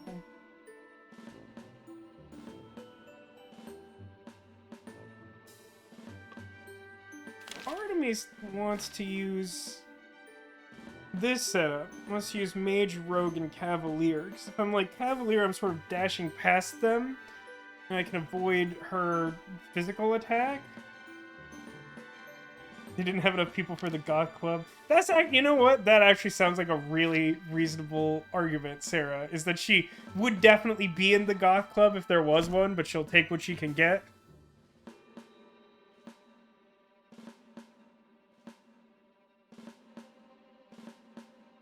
Movement is 2...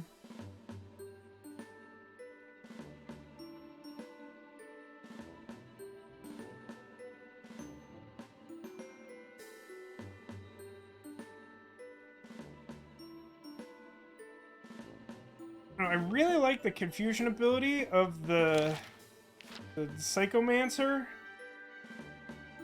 Can't remember the way it, like, chains, though.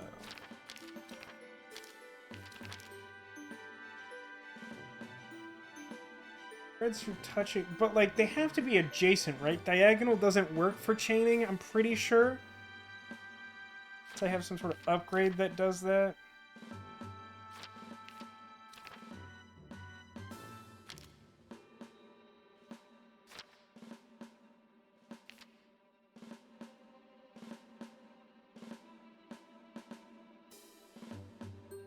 I think I'm gonna trust my instincts here. Let me just double check, like, stuff.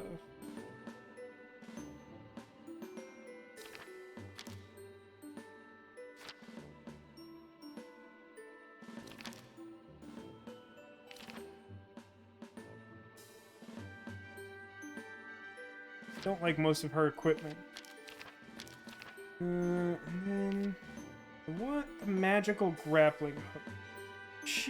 The main boss has magical armor. I think I actually just stick with what I have.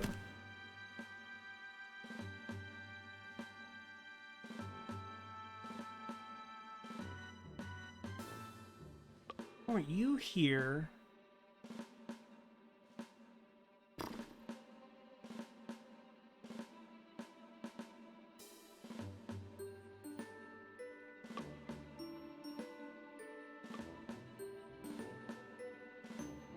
Okay.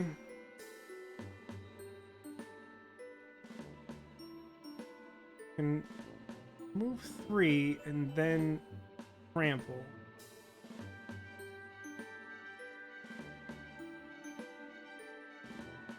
Yeah, I think this is right. I think this is what I want to do. So, what tactics do I want to use? This arrow thing, right? Sheet for Cavalier. Within 1 tile of the target. Ooh, that's something, huh? But no, I mean, I think maybe I just don't actually use a tactics ability on the first turn, which should probably be the first time I do that. Because what I'm thinking of doing is having Cavalier, like, move and then, like, charge past, like, the center guy. And then, okay, depending on how that works, so I can move 1, 2, 3. I think I can actually do that in such a way that I, like, leave Magimist so that lightning will chain through all 3 of these guys. Which leaves Rogi to... He could smoke bomb, maybe to finish them off? Maybe I just clear the 3 of them and then, like, try and kite her?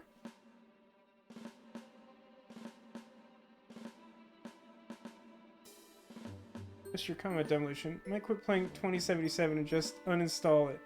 Third job in a row where the game literally breaks and you can't complete it. I mean... I don't know. I still haven't really heard anything good about it. I mean, like, I've heard that, like, it's been improved, but, like, not in ways that actually make it, like, meaningfully good is the impression I get. I was kind of interested in playing it, and I, like, have a copy of it, but, like, I tried playing a little bit, and... I mean, it's... I'm not much of, like, a... It's basically, it's the kind of game that I would definitely want to play on console, and it's, like, really not optimized for console at all. It's, and so, like, I tried to play it, and the controls just felt really rough on a controller. And even at that, like, the interface just isn't great. Like, it just, like, really wants you to have a mouse cursor. So, like, just doing anything felt really miserable.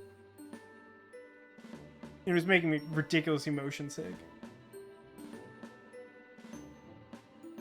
10 out of 10 scenes and 3 out of 10 scenes duct taped together with 5s and 6s. Yeah, that's about my impression. I'm sorry that it disappoints. Yeah, I think I'm gonna go with my instincts. I think I have a pretty good plan. Enter battle. I'm scouting them, you know, to avoid Baphomet. But she'll have 1 less movement. Oh, that's so good! That's a really good bonus.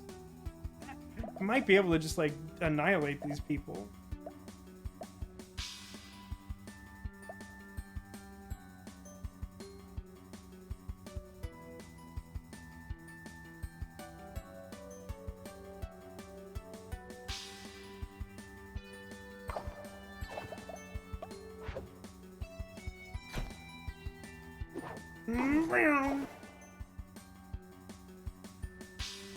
Oh, that stung.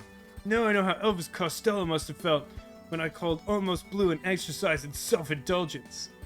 Good one, Siggy. But I fear we must be even more vicious than that to win this battle.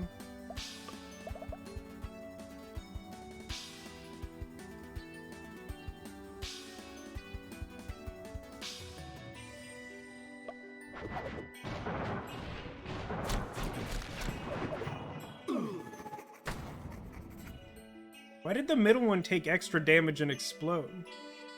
Oh, because he was in the Magimist. The Magimist is letting it chain to the others, but it's doing normal damage. But it did bonus damage to him because he was in the bad place. If not us, then who will differentiate a new wave from mere synth pop? Oh no.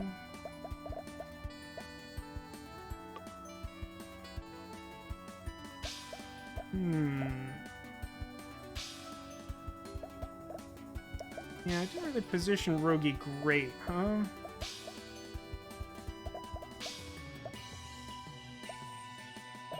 Where should these guys move? They move 2 and have... Oh, like, for some reason I thought they had ranged attacks. Are they also melee? Oh, dude, these guys are hosed. You joking?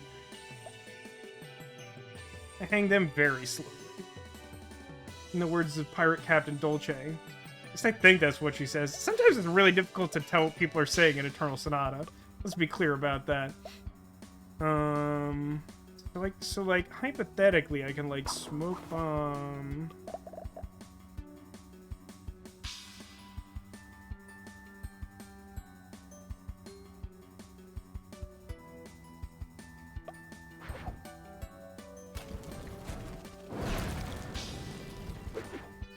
I think that's what I want to do. It does remove the Magimus, but those guys are both, like, totally dead now.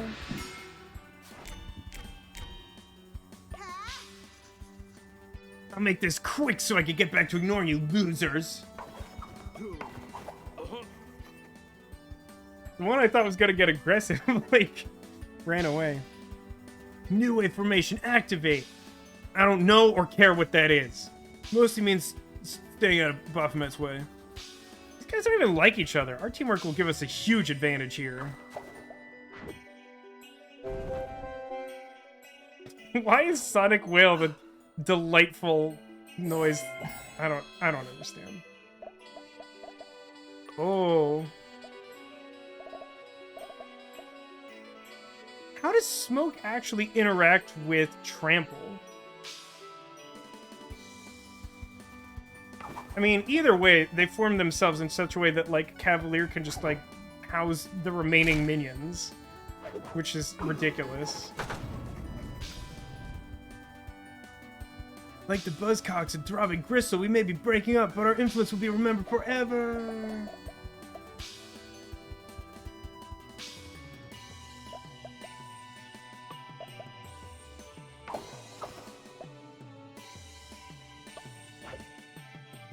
Give her a big old push. How dare you! You just signed your own death warrant!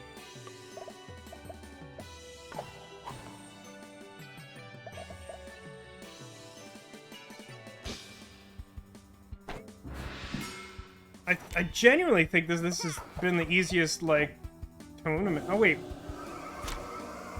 Wait, isn't her range 1? Oh, no, wait, that's her, like, special ability?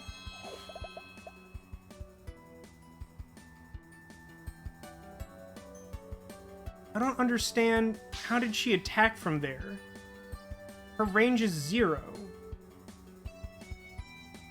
She was able to attack the square in front of her and it has burst. Okay.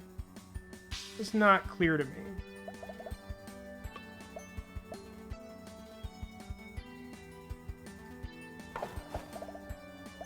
Okay, wait. Undo.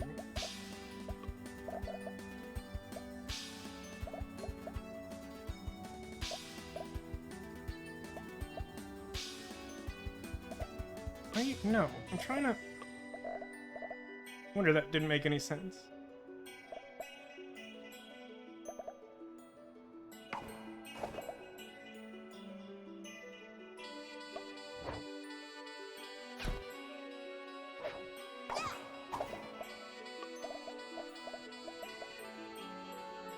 I put her in Magimus, so I think I'm just gonna, like, Tactics Beam her to death.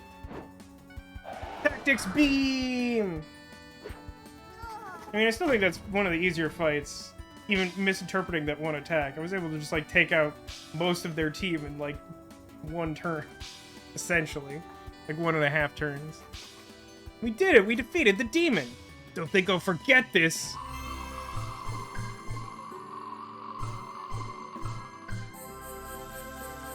Yeah, like, I came in pretty well under par there. Can't believe we won that, even though that was, like, way easier than the last boss battle. These are getting really tough, even though that was way easier than the previous battle. Fear not, friend Alicia. I sense our strength. It is monumental. I sense it too. You guys have some serious passion burning in your hearts. Let me tell you, it's moving. Really, I'm moved. Does this mean you'll stop threatening to disband us? No can do. A little adversity will just make you shine even brighter, right? Good luck with the next match. We lost? Does this mean Disco's gonna come back? Time to move on, New Wave Appreciation Club. I guess you're not the New Wave Appreciation Club anymore, huh? Time to move on, costumed students. You will burn for this. Just think of it this way. It's a chance to go back to being yourself. I think that could be good for you, Sarah. I am Baphomet. You will regret crossing me. Ravens will pluck every hair from your body. Water will turn to ash in your mouth. Far out. That kind of talk is exactly how Hexamorg the demon used to make friends. Huh. The demon Duke Hexamorg is a famous CNC villain. Surprised Enfield would know about him, even though at this point we've pretty well established that he has a history of knowing this game. That's right, Sarah. Now that I've defeated the New Wave Club, you can go back to being you. I don't know what that means in this context, but, I hope it's good.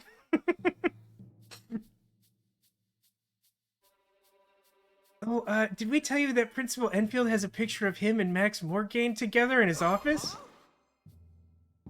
What? Principal is a CNC fan? Then why does he have it out for us? I mean, I don't think he specifically has demonstrated having it out for us as a team, the club. You are not Baphomet. That's good. That's a good first step, right?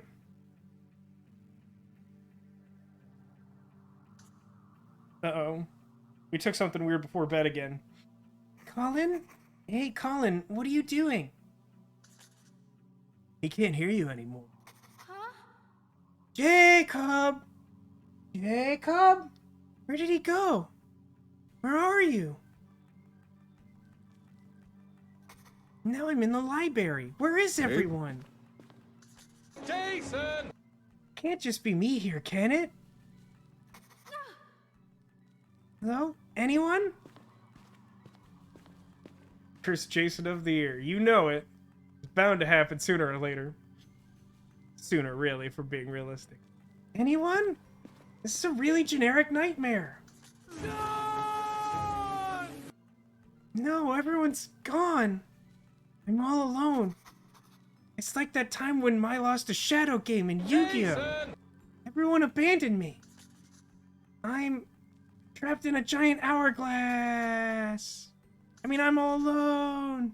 Jason! I'm always going to be alone. No, someone, anyone. Can anyone hear me? Jason!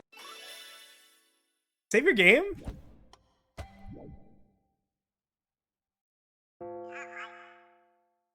Good morning, students. This is Septavia, your student council president. Today marks the beginning of our pan-denominational winter holiday. For those of you staying on campus, dining halls will be open for limited hours. So wait, we're having winter break in the middle of the tournament to decide which club is ultimate and will survive forever? No more weird tea before bed. I think it would probably be enough just not to lace it with LSD before bed. I think that might be like the main trick.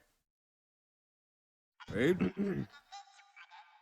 The Grand Snowball Tournament will go on hiatus due to the absence of the principal and most participants. Make the most of your time off. This is a rare opportunity to focus and prepare yourself for the trials of the oncoming year. Wow, it sure would have been appropriate if I managed to finish this chapter before the end of last year, huh? Scraw. The standard schedule will resume on Monday. We will return to face it stronger than ever. Interesting take on the regular schedule. Sounds like it's gonna be really deserted around here. Makes me wish it wasn't so expensive to fly home. Well, at least I can call my parents tomorrow morning. And hey, it sounds like the rest of the Tactics Club is staying for break too. Maybe we'll finally get to relax and play our CNC campaign. while listening to CNC Music Factory.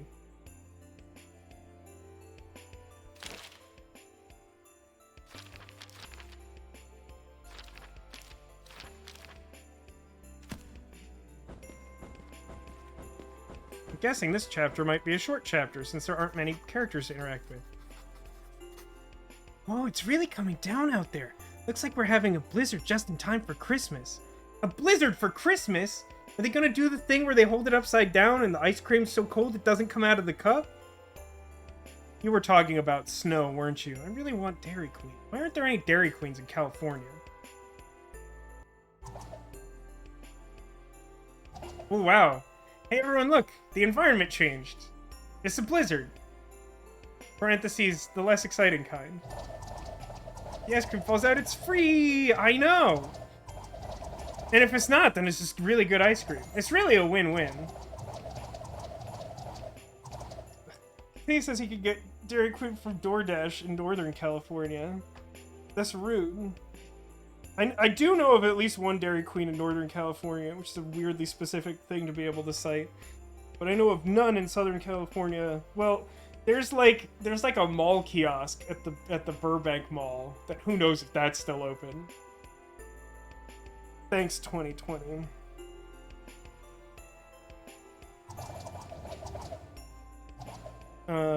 Oh look, also, I wasn't really paying attention because I was really distracted thinking about Dairy Queen, but I can only go to dorms and classrooms. I can't go anywhere else, including the quad.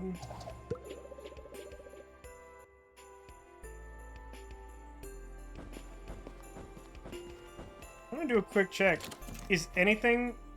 Is just us? Yeah, that's probably gonna be a short chapter then.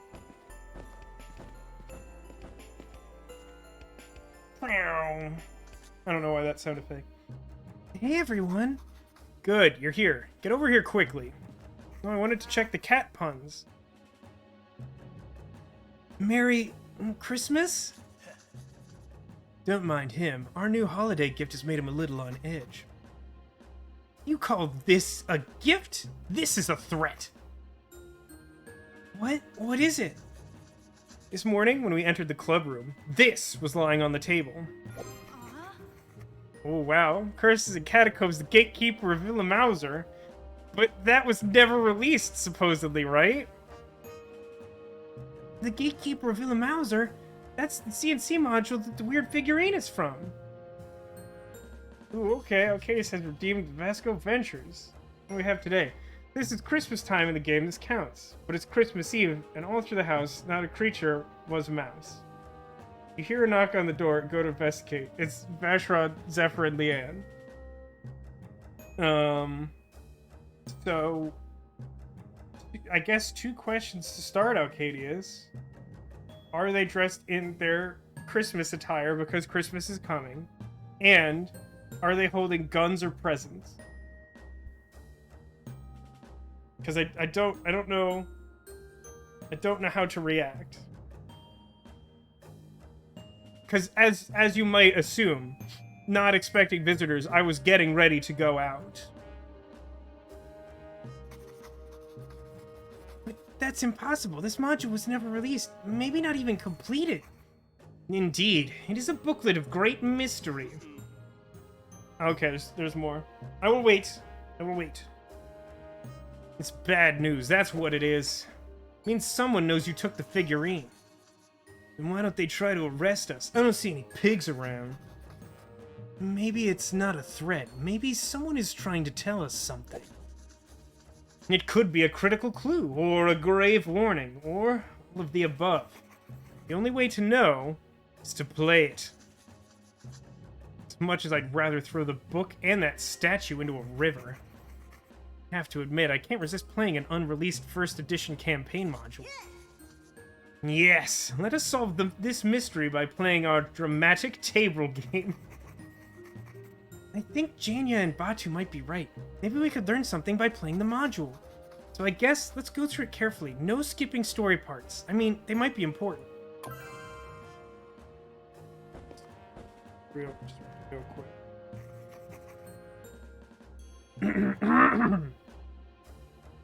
Oh, it's a cat calendar. It's got some jokes. Let's see today's joke.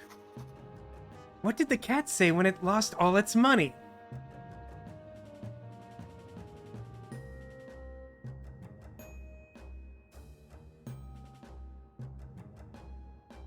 I don't think I know. I don't think I know what the cat said when it lost all its money.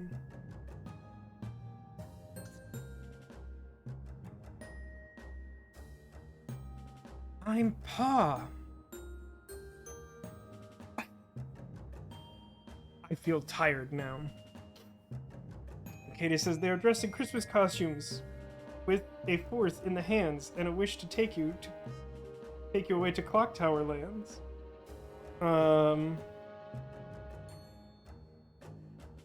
Okay. Okay. I don't know that there's an immediate skill check, so here's what I'll say, Arcadius. Upon seeing them, I will attempt to reload 2 handguns that I clearly have on my person, and then jump, like,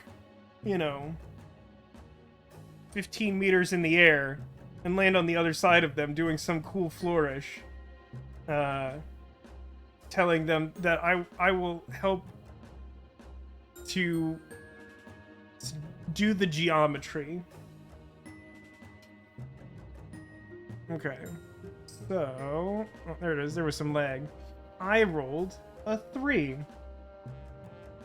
Hey, everyone in chat, while Arcadius considers the implications of 3, rate this cat joke. Rate that cat joke.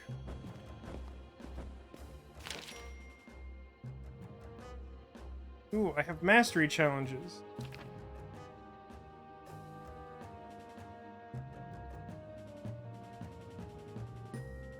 Mastery for Anjaya would give me ultimate power.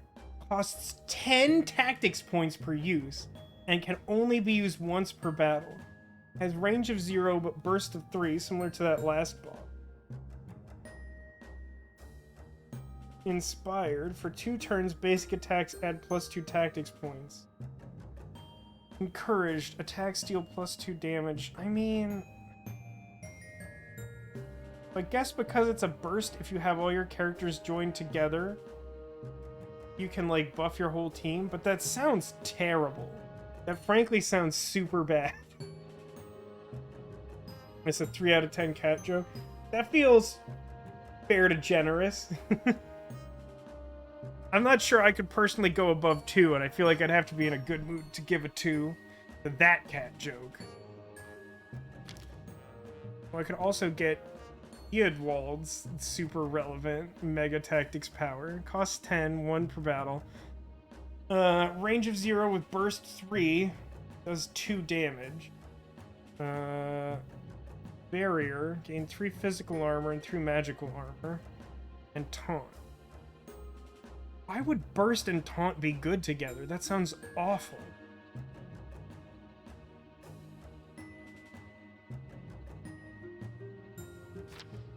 I get Eadwald's out of the way. These are the hardest challenges C&C Monthly puts out, but if we win, we'll get an exclusive, extra powerful ultimate ability.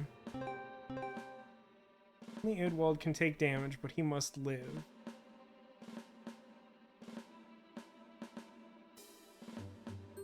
These guys are super scary, aren't they? I feel like they gave me trouble before.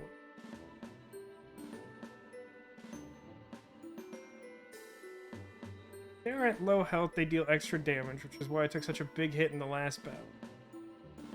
They have the same effect. Magical characters are better because these guys have double physical armor? Yikes. Okay.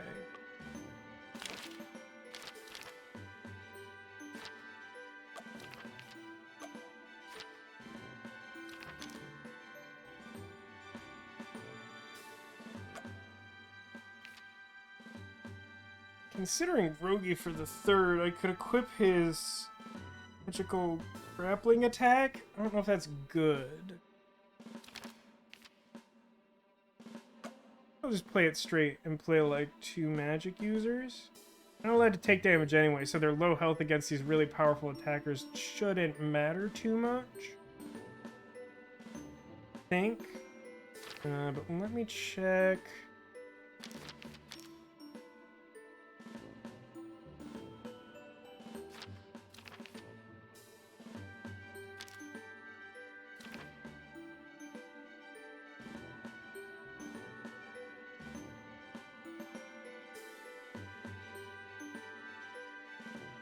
Sniper Boots is actually kind of interesting here.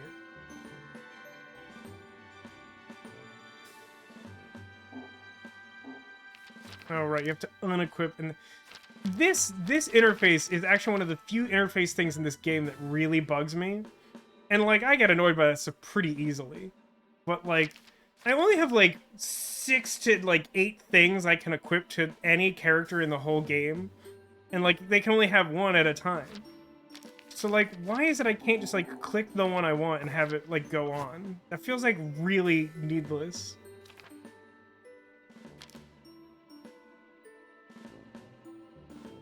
Yeah, I think maybe trying to, like, min-max and, like, get extra tactics points from doing this, the designer boots, will let me do, like, my more powerful attacks.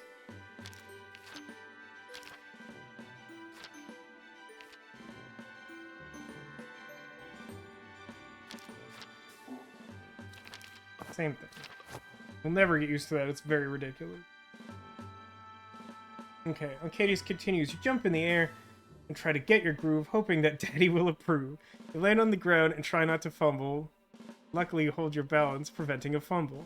They look at you confused, take it in stride, and notice they have no guns at their sides. Instead, they have presents for the girls and boys in an attempt bring them Christmas joys. Your journey forth to the Basilica Fields, find an army of children, waiting to see what gifts you yield.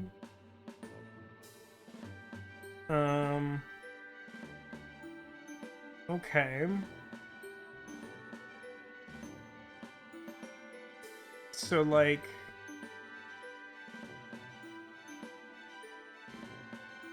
I guess the challenge is to, like, is to get gifts to all the children.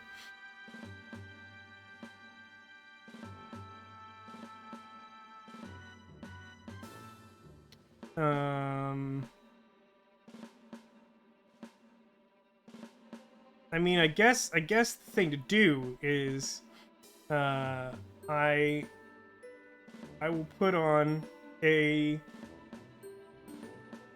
really blocky reindeer costume with, like, presumably some sort of springs in the feet. And I will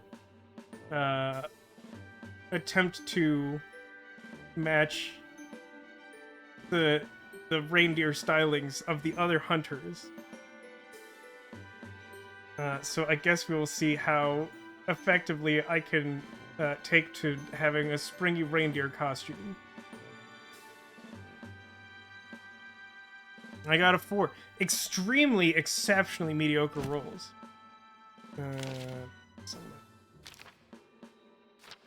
Hers, right? Wall just kind of sucks. One, like, lets him move and push guys, which is cool, I guess. Give us the one that does... Back, or is that a different one? Tactics points if he attacked last turn.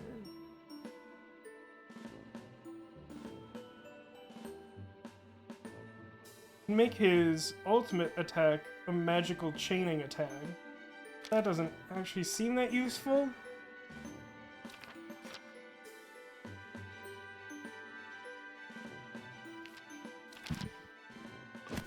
I'll just leave that as that is and hope something good happens.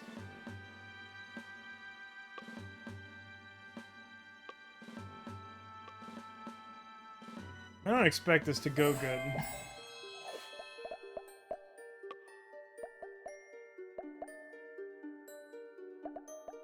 What's the thing you guys target? Most health.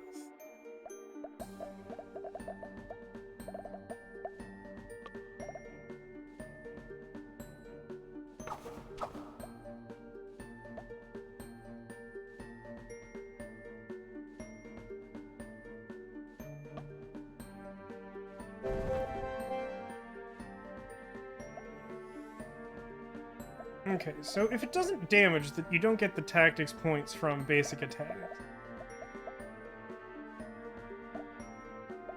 My life really difficult.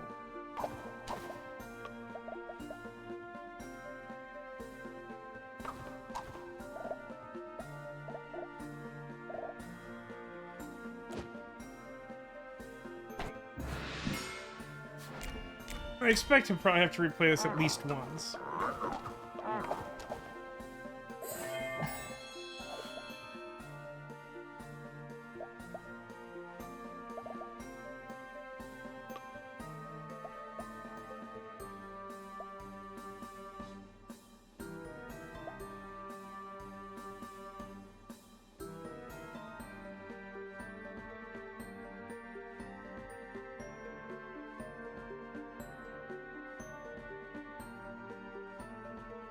I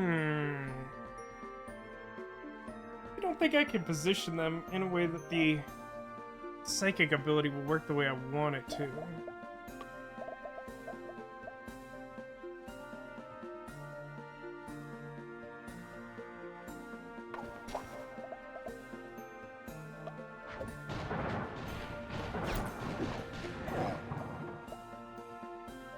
Whittle that guy down.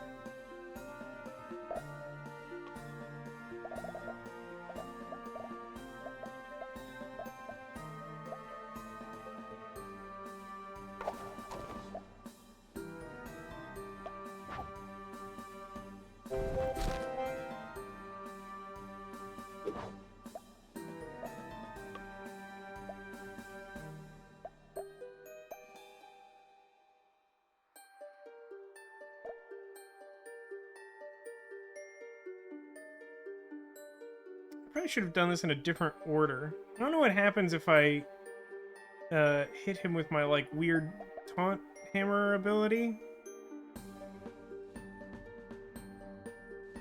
Might override the other ability, which wouldn't be great.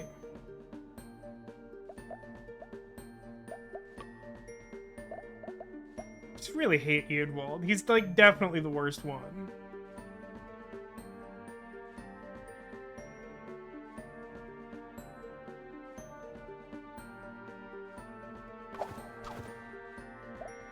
I'll give this a shot. Oh, that does 0? Okay, hold on. We're gonna reset. We're gonna reset that turn is what we're gonna do.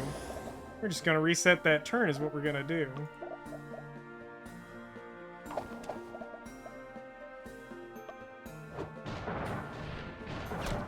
We're gonna do the right thing there, and then we're gonna just sequence better. This is gonna move him back. And then... Wow, Eadwald really sucks for this challenge.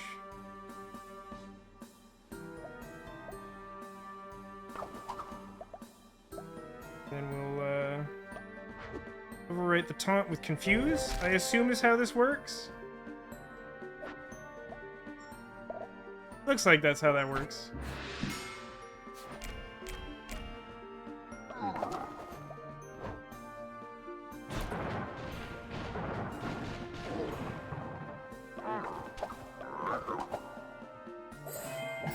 So wait a minute, because Eadwald is physically incapable of dealing damage to them, like he can't even generate tactics points, he sucks for this fight. What absolute clownage.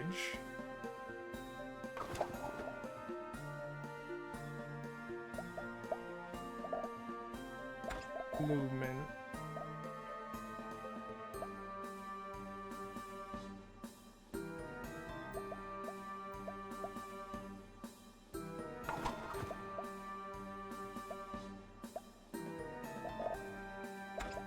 If I move here, does this do what I want? There's really no way to get it to do what I want, huh? I mean, this is pretty good, but it also kind of doesn't do anything.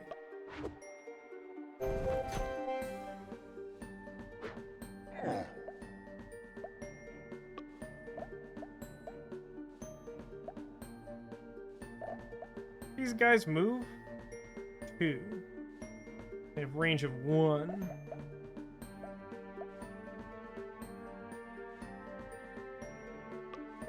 Only place I can move him that's good at all is here? I think that's right.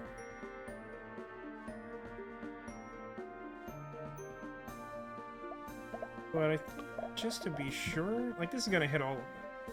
I'm gonna take one of them out, which is cool and all.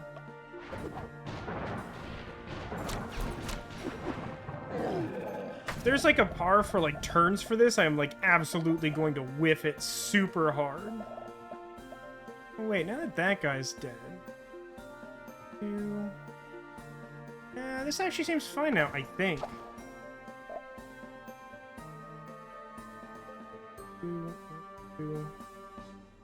I think he should be able to hit me there. Yeah, Eadwald sucks, game. You don't have to tell me that.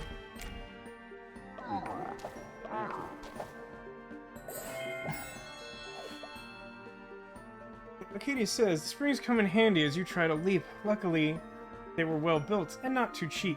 You toss the presents to left and to right, making sure to gift every child in sight. You give your gifts and spirits you live, but one onlooker just stares and starts to look miffed. You hear a yell, a gremlin, whose voice started to boom, greeting everyone with a hearty, "Welcome to my room!" You look in your hands and you have one present to spare. How could you use it to end this affair?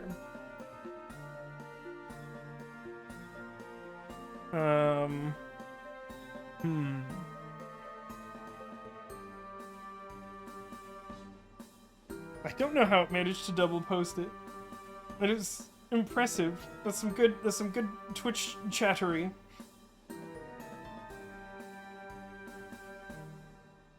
I feel like my first inclination is to take a page from the Day of the Tentacle book and to take the present firmly in hand, wind up, and then try to bowl him down with it. Hopefully that will disorient him enough to dissuade his aggression, and when he gets up, he'll be more focused on opening the present than welcoming us to his room. Let's see what we get. That's a 2. 2's not very good. Okay. And who can move here?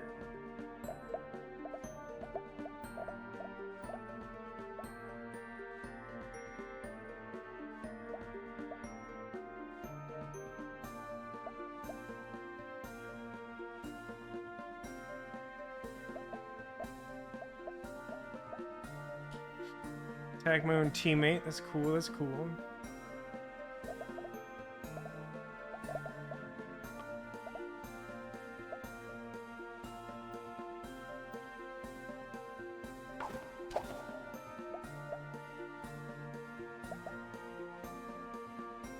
Ooh, this actually hits both of them? That's good.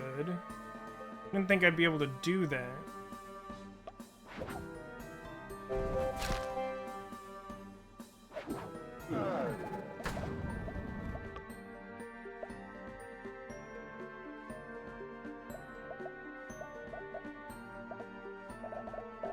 What if I just... Perfect, that's what I want. I want to get one more tactics point by shocking him. And then I want to have Eadwald finish him off with a physical attack so that he contributes something to this fight. Bonk. I think I took none damage. I'm pretty impressed with me, even though I bet I missed the target here. Ooh, I actually did it! Look at that! I'm pretty proud of that one.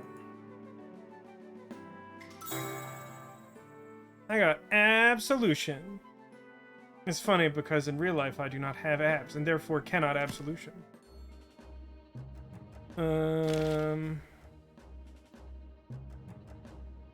Oh shoot. There's more. I didn't realize there were more than the ones that were immediately visible there. We'll get to those later. Let's see how far we can get in the actual Gatekeeper thingity thing. I think that's a new enemy type, is like black gremlin thing. They have some name, they're like Dorcas or something.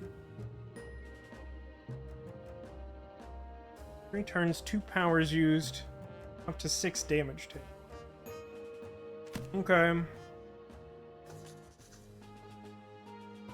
Today is a great day for the Knights of Legaria, which I guess is our name all of a sudden, perhaps. Oh, the Knights of Legaria. Those are the very first heroes from the original C&C stories. But their stats don't seem to be here, so we can still just use our characters. I'll adapt it if we need to. For years, you have defended Legaria Castle from Archlich Guramir and his dark army, a tireless and often thankless task. But after braving the Caverns of Emptiness, see Module I-B, you have found an invaluable tool for defeating your foes.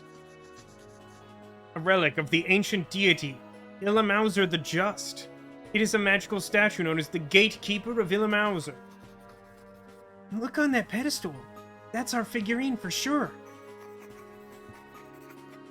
There's an illustration here. It's clearly supposed to represent the Gatekeeper. The Gatekeeper's sigil, huh? I guess this is the sign of Illamauzar? He must be some kind of deity or something. By praying to the Gatekeeper and beseeching its power, you can gain knowledge of any threats to Legaria Castle and its knights. My apologies. You lower your heads and surround the statue, allowing it to whisper into your mind. Definitely a super cool and normal thing to happen. Do we, though? Sorry, guys. I don't think you get to make the call. It's a pretty linear module. I think we just have to do what the narrative says. You are wise to seek my aid, brave knights, for there is a threat to Legaria closer than you think. A band of saboteurs from the Dark Army has broken into the catacombs beneath Legaria Cathedral from the sewers below. If you do not stop them, brave knights, they will destroy the cathedral with hundreds of innocent souls inside. Why does the cathedral have hundreds of innocent people in it? A big old cathedral. Weirdly specific time of day. While I still don't trust this ominous statue, that information is both relevant and actionable. Yeah, just to be clear, Jania is the me of the group. That's true. Prepare for battle. Oh, it's cute. It's the little castle. Oh, I love it. This is fun. So Jania's probably good here. Because she can, like, mind control a bunch of them all at once.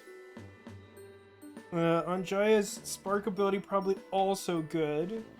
For the third character, my inclination is to go probably either Rogue or Cavalier. How do I think they're gonna move after the first turn? I'm never good at predicting this. Pretty straightforward. I feel like Cavalier might be a little better, even though my instinct says Rogue. I'm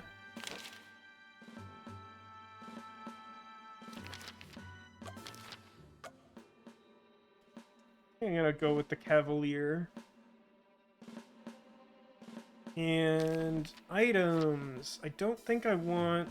Oh, I didn't use this at all, did I? Did I? I don't think I did. I think I goofed that. Oh, wait a minute. Outsider's Staff.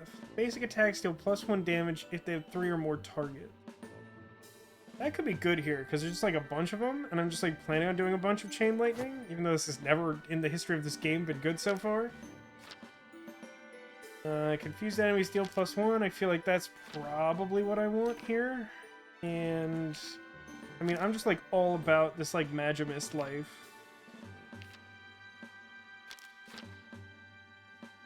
I like most of the rest of these I'm not a huge fan of. I just strongly prefer Heirloom Levus. Okay, Arcadius continues. You wind up your arm and the gift you release, hurling the present towards the beast. Confident in your aim, ready to succeed, you fail to count the sun as you proceed. Rays blind your eyes and the gift leaves your hand, starts to soar in the skies. You tumble over and land on your bottom, and the gremlin walks over, thinking he got him. On the verge of critical condition, you have one last chance to find a rock which might stop the goblin's advance. Luckily, it's not a relentless advance. There's no way for you to stop one of those.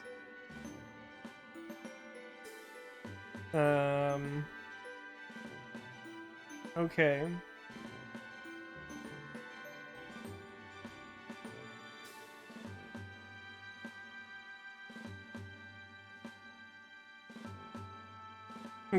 Okay, I got it.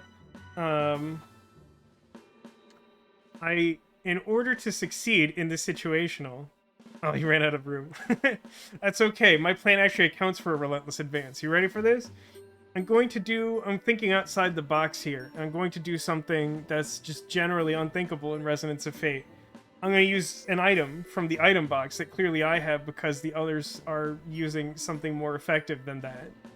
So I take out a single escape hex and throw it at the gremlin. That's my plan. Is basically to just send him away. How does it go? It's just a 1. So it goes about as well as using items in Real Resonance of Fate. This is why you don't do it after all.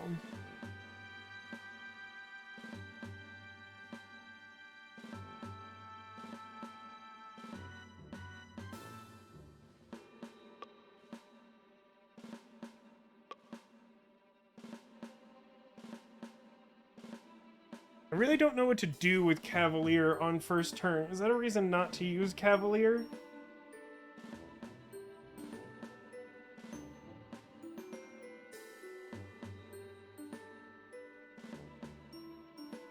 So, I could, like...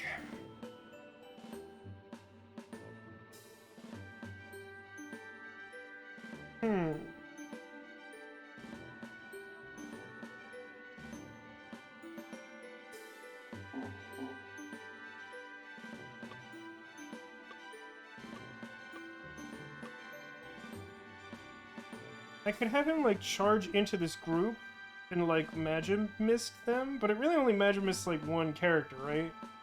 In order to, like, directly apply bonus damage, I have to, like, charge through their space. I think that does anything. It does... 2. Oh, but I have the triple target, so it'll do...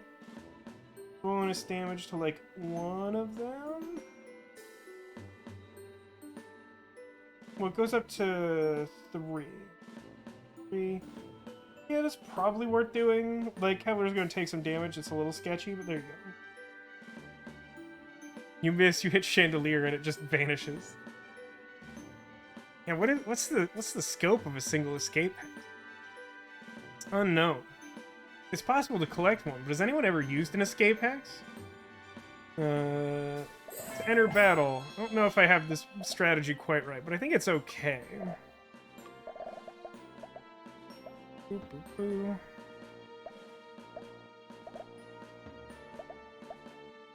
boop. Here is target this one, and then it should affect all the ones on the left group.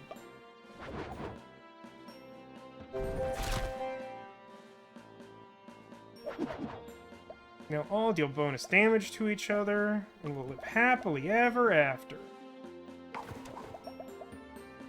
I'm gonna charge here. This is not, like, a great use of this character, and, like, does some damage to him, but it does, at the very least. That's actually kind of interesting. I can actually sort of keep her here, and... attack the mist without moving and give me a little bit more flexibility next turn. That's like a slight bonus also. Yeah. So it feels like most of them. I'll take a little bit of damage here. Do you have like a special something or other? +2 damage if the target's at full health. So I'm gonna take like actually a lot of damage from this thing, unfortunately, just because of its position. I think there was a way for me to do that better and get the same value. But at least I get a couple tactics points from doing that turn that way. Yeah, no one knows the limits of an escape hex. It's unheard of to even think of using it. Cool, one down. Oh wait, if the black one... Yeah, this exactly! No wait, the other way. I want it the other way. Black one attacked the one that attacked the black one. Oh shoot, I didn't pay attention to what thing the black one wants to target. So this one didn't actually attack the Cavalier, and that went super good for me. That's very exciting for Vasco.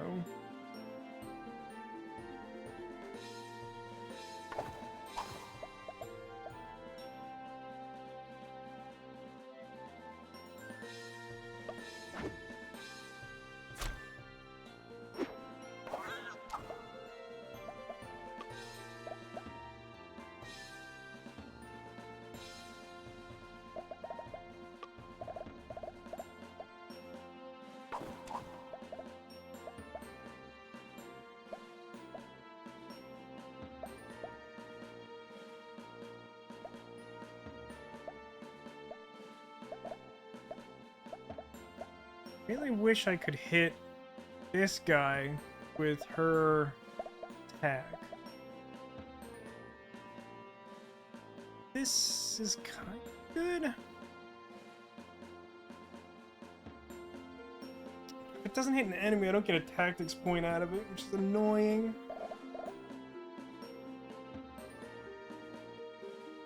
I want to hit here, but this, like, actually does damage to Cavalier, right? It'll give me the warning, because I didn't tell it to not work.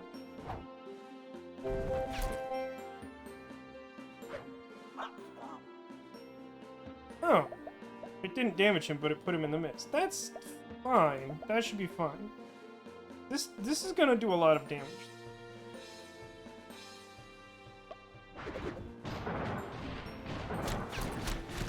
I still am not paying attention to who the black enemy is attacking. Ah, okay. Oh, I'm so debating this guy. I keep, like, attacking him from range with the mage who's, like, nowhere near him. So, like, he'll never, like, damage me. Yeah, I think he's still one off this turn. This is going better than this should be.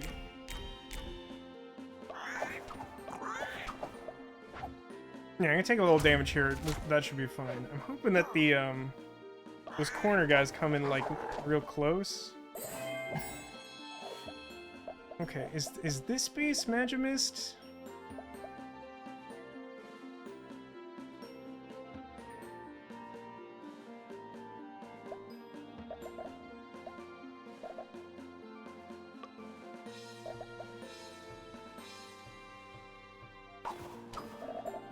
Use his arrow attack.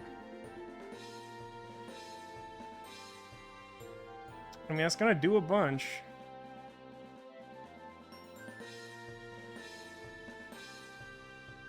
But it's a physical attack. So if I don't do that instead... Oh, I can't get her in position for that. Yeah, I think that's the best I can do. I think I can win this turn this way. Yes.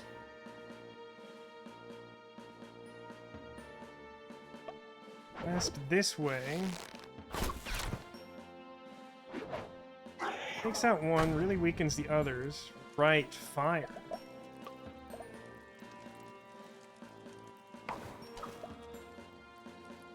This is gonna take them out.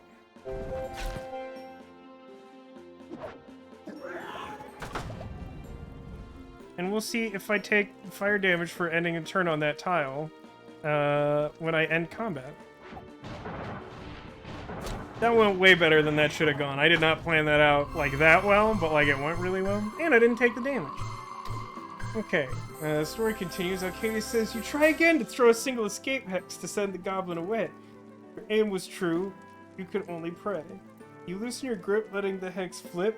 But what happened next took everyone by surprise. The present you threw before it came falling from the skies. Fell at great speed back towards its thrower. If only you had thrown that escape hex a little slower. The present hit the hex and the item deflected, leaving the gremlin unaffected. The item flew backwards and landed in your hands, whisking you back to homeward lands. Led back in your house, confused, without much to say, so you shrug and go back to sleep and hope for a better Christmas day. I mean, that sounds about right. I would say that Arcadius's adventure went about as poorly as that fight in the game just went well. You have successfully defended the castle from invasion, to the thanks of all inside. The Gatekeeper, having proven its worth, is set in a dais of honor inside the cathedral. Once again, all the knights gather. Whoa. What is it? Oh, sorry, it's just... The leader of the knights is called Sir Morgaine. I think it's supposed to be Max Morgaine, you know, the creator of CNC. Look, the illustration even has his floppy hair and everything. I assume he spelled his character's name slightly differently to conceal his identity, which Janya's character is also named Janya, just spelled differently. If you're just joining us. He says, I was planning for kind of a Grinch ending where the gremlin was actually a good guy, but the roles did not agree. Yep, I mean, that's the nature of the tabletop gamer. You gotta roll with the rolls. You know what I'm saying? But that was a great story, okay, so I appreciate it. You get one of these. I always make the noise with my mouth. I don't know why I do that. No, it's actually just his real name, Morgaine. Maybe they were planning to change it before release? Oh man, look at that knight next to him. Doesn't that look just like Principal Enfield? Oh man, let me see. You're totally right, that's gotta be him. Check the text. Hey, look at that, Sir Enfield. This is crazy. Does that mean Enfield was around when CNC was being created? You did even make it rhyme. That's pretty impressive. Especially having to make new stuff up on the fly and not just having the whole thing written or whatever. I mean, supposedly the original CNC creators all had paladin characters just like Eadwald. With the number of knights here and their leader being Morgaine, it would make sense if the Knights of Legaria represented the original creators. So if Enfield's in this module, that means he's one of them.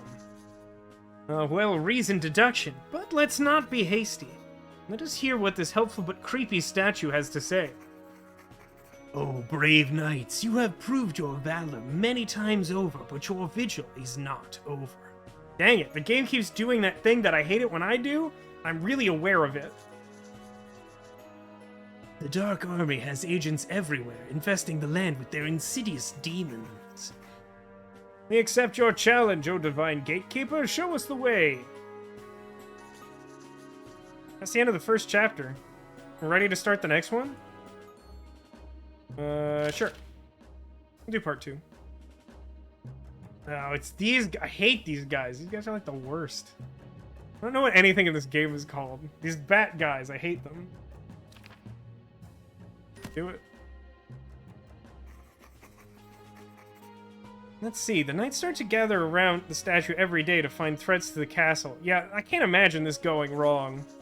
It never lets them down. The Gatekeeper finds dorkling assassins, marauding ogres, undead mages. Apparently none of those are important enough to actually have an encounter written. Oh, here's something. After months of heeding the Gatekeeper's wisdom and rooting out all hint of evil, the knights gather around the Gatekeeper for a dire proclamation. Even now, a rebellion ferments on your borders. The Dark Army has poisoned the minds of the outlying villagers against you, inflaming them into marauding bandits that spread unease and unrest. Does this thing have a body, by the way? It kind of looks like a head with like a sheet coming off of it, and then a separate cape around the sheet. The border villages, but they've shown no signs of rebellion before now. The Dark Army is cruel and devious. I would not doubt them for corrupting our people so. Gatekeeper has always guided us true, has it not? Do we know that for sure? Is that a thing we definitely know? Or is it like, I don't know, maybe creating all of the threats to our land and somehow corrupting us in the process? Do not be faint of heart. We shall find this evil and we shall eradicate it. Okay. So what's the thing? I hate these bat guys like so much. Vamport. At lowest health. And one range attack that does 3 damage. They have no armor. These ones are the real bad ones. Vamport Elders, because they have 2 magic armor, and I really like the magic characters. just like bring an all physical team for literally the first time this game?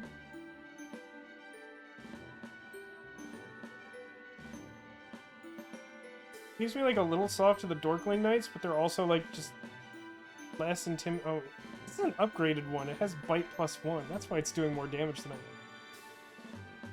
weird.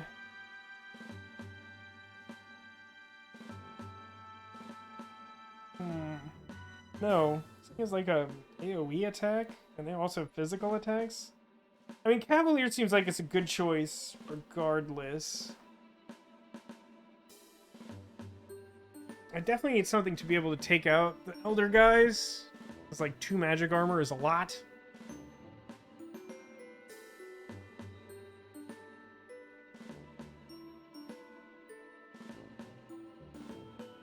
I mean, Jania just doesn't seem particularly good here. They're not grouped together, so I can't get like an early confusion effect.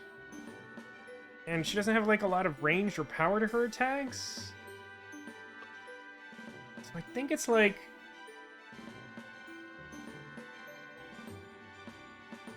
It's definitely Cavalier. I feel like Cavalier pairs well with Anjaya, and then I want Rogue or Paladin.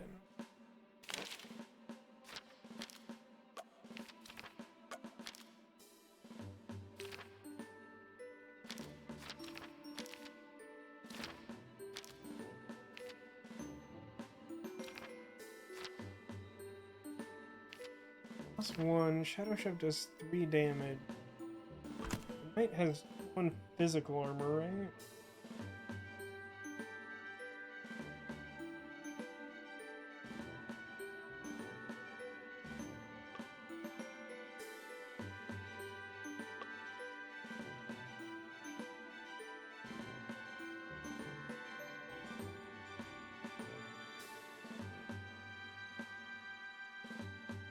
I mean, that's a thing I could do, isn't it? Actually, is it? Or movement? 3. No. No conceivable way for me to do. What I was thinking of doing is moving Rogue over and shoving him into range for like a straight line attack from either Mage or Cavalier. Probably Mage, considering. I think that's good.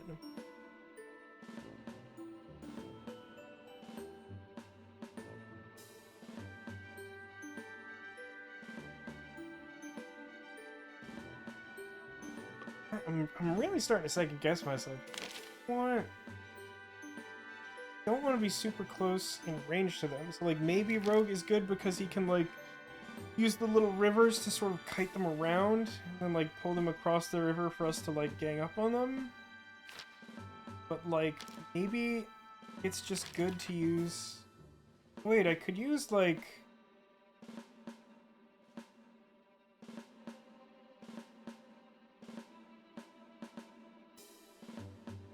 No, this costs 10 tactics points. I forgot that important part of like the upgraded tactics skill.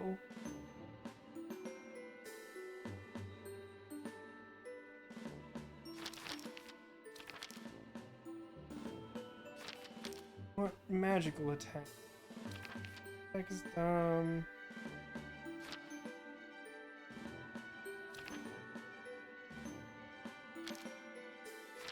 really dislike the Paladin, which is really frustrating to me because Paladin is like kind of my jam, and like they really make Paladin like fighter in this, and like fighter's not like my most favorite, and like this is sort of fighter at its like least interesting iteration in my opinion. So like they took the thing that could have been a cool thing I really enjoyed and like made it into like something super lame in my opinion. Kind of frustrating. Guess I'll just keep the smoke bomb and use it reflexibly. I want the Magimus charge. We want Faraday Cape.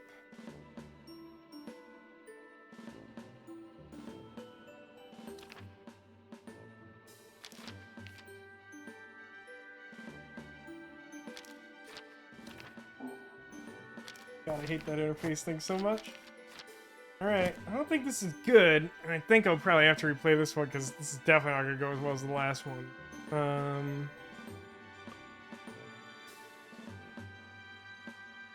Range on my basic attack is 3? Okay.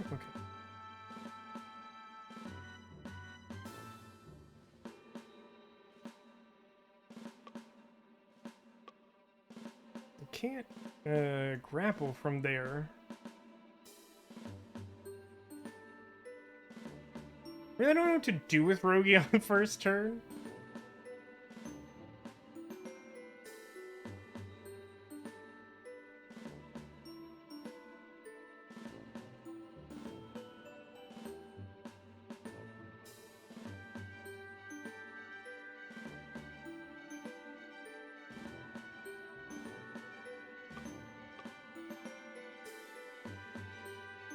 Something like that. I'll figure it out.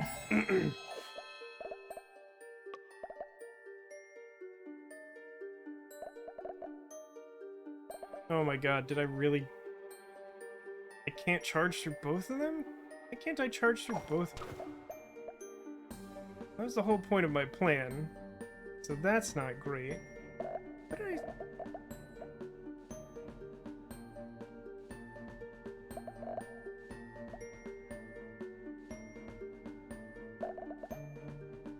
I really kind of immediately want to reset this because I just want to have Rogi shove this one into a better position.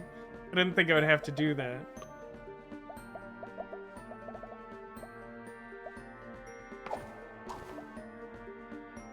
When he has physical armor, so I can't take him out in one shot either. Ugh. That's frustrating.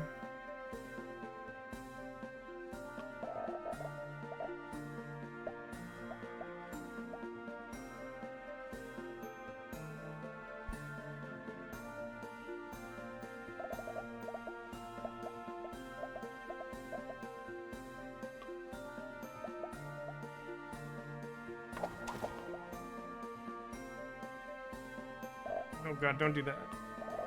Switch back to a good attack, for the love of God.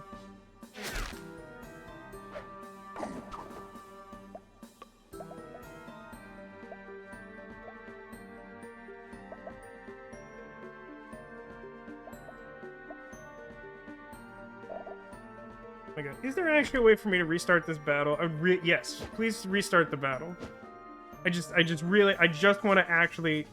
I really thought that I would be able to, like, charge through those two characters. Apparently I'm like one square short of that. It makes my whole turn really stupid. Okay. It's, I mean, like, basically the same thing. I just... change anything?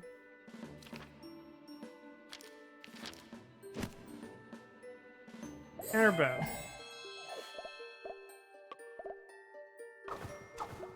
Move here. I guess that just shoves him to death, huh? Whatever, that's fine.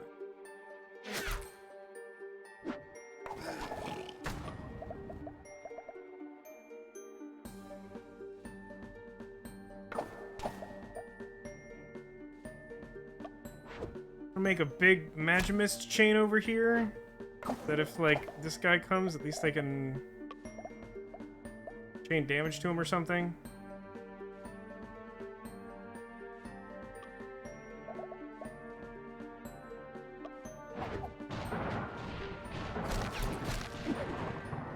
Alright, so I took out two guys, and it wasn't all that exciting, but we did it.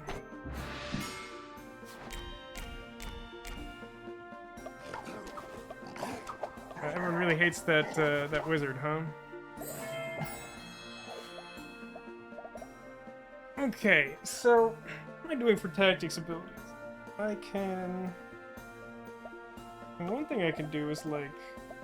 Oh, I can't move past him, huh? Movement on this guy. Why am I struggling so much? So it's 3.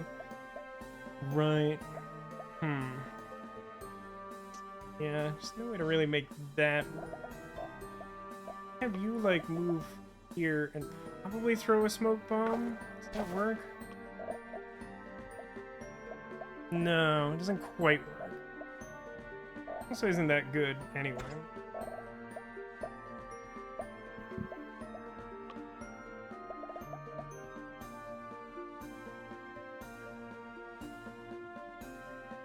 And if I attack past this guy, and basically negate one of his magic armor.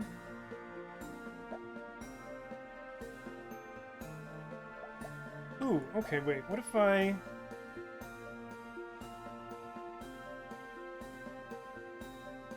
think this will work. I move here, and then shove him.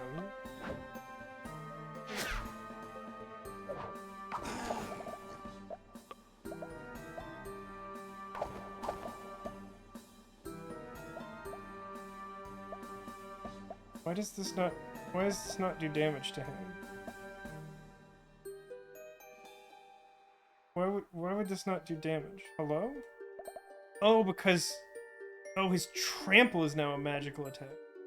I forgot that part of the ability. I thought it was just... I thought it was just making the Magimus, but it's both.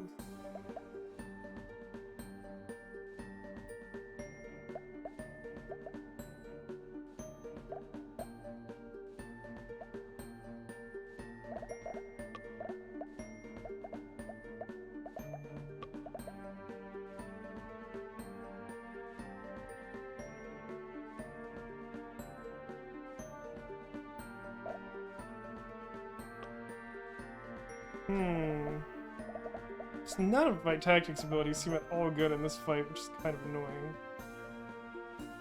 Get far enough, like the beam shot. I really don't want to, like, the thing that comes to mind is to, like, use the physical attack, like the physical tactical ability from the, Cavalier, to, like, take this guy out. But that seems like way overkill because it doesn't hit anything else.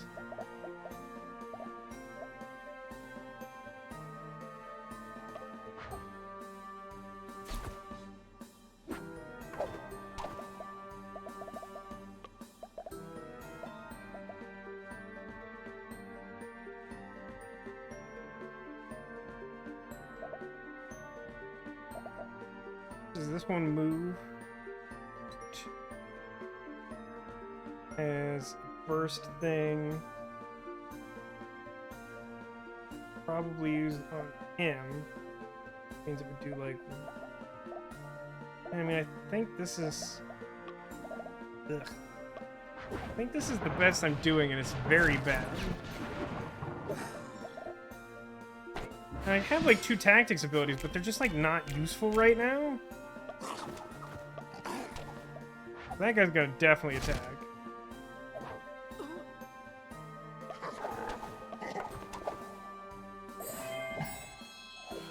Okay. Oh, I can't quite get in range. Man, I really just like I'm a point short like every direction this fight. Really annoying.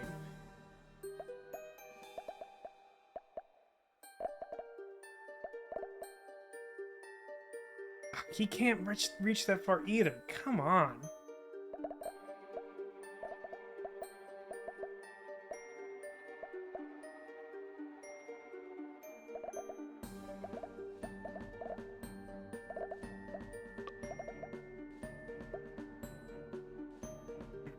I mean, I can shove this guy.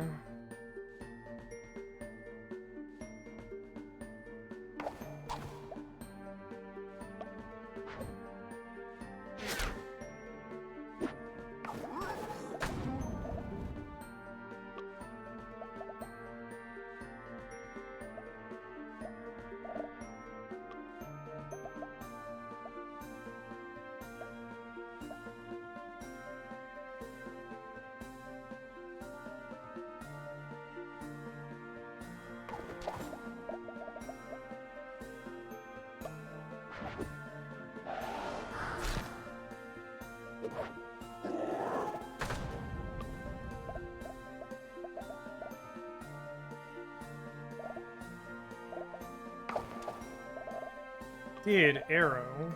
Would hit him, but it wouldn't kill him. Okay.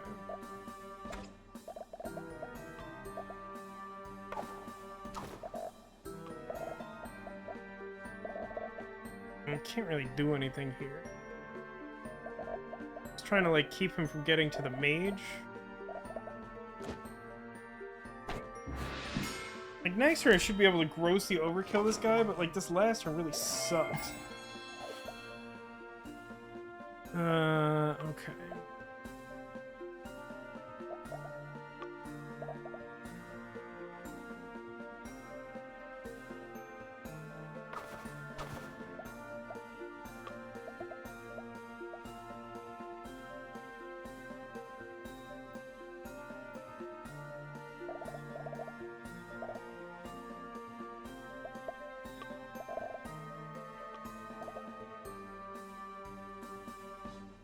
I can just like grapple him for no value and then shoot arrow at him. I think that's the way to do it. Probably didn't hit all my goals here. I really know what I was trying to do.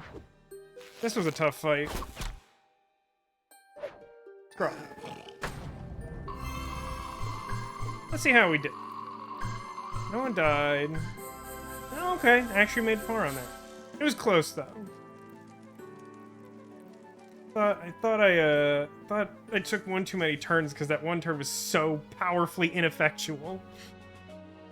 Okay, mysterious module. You return from slaying the bandits. A pall seems to hang in the air. For one night at least, this action did not sit well. Brothers, I am uncertain as to the justice of that fight. People were poorly provisioned, starving. Had they any choice but to steal? Perhaps we should have tried to reason with them. My heart is in turmoil over the Gatekeeper's oath. I fear its counsel hides a deceitful darkness.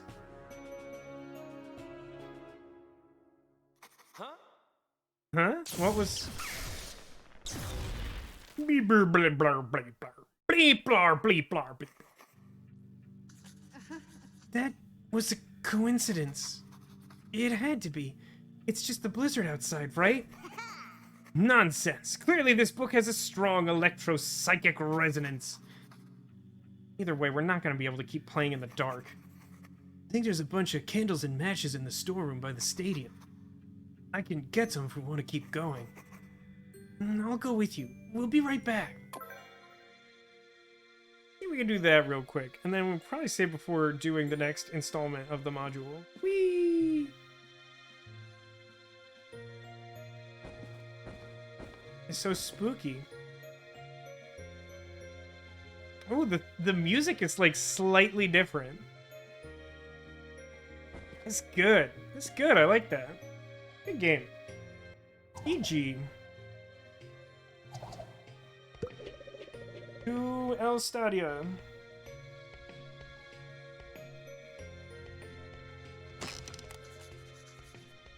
It's brutal out here. We should finish up quickly. Hey, Jacob? Yeah? You don't think this figurine is really magic or cursed or anything, right? I don't know, less weird than Old Man Enfield inventing curses and catacombs. I guess if he was around back then, it would explain how he ended up with the Gatekeeper figurine. But can you imagine him inventing epic fantasies? Or, like, having friends? Maybe he used to be cool, but the world wore him down and he got boring and mean. I hear that happens a lot. I feel attacked.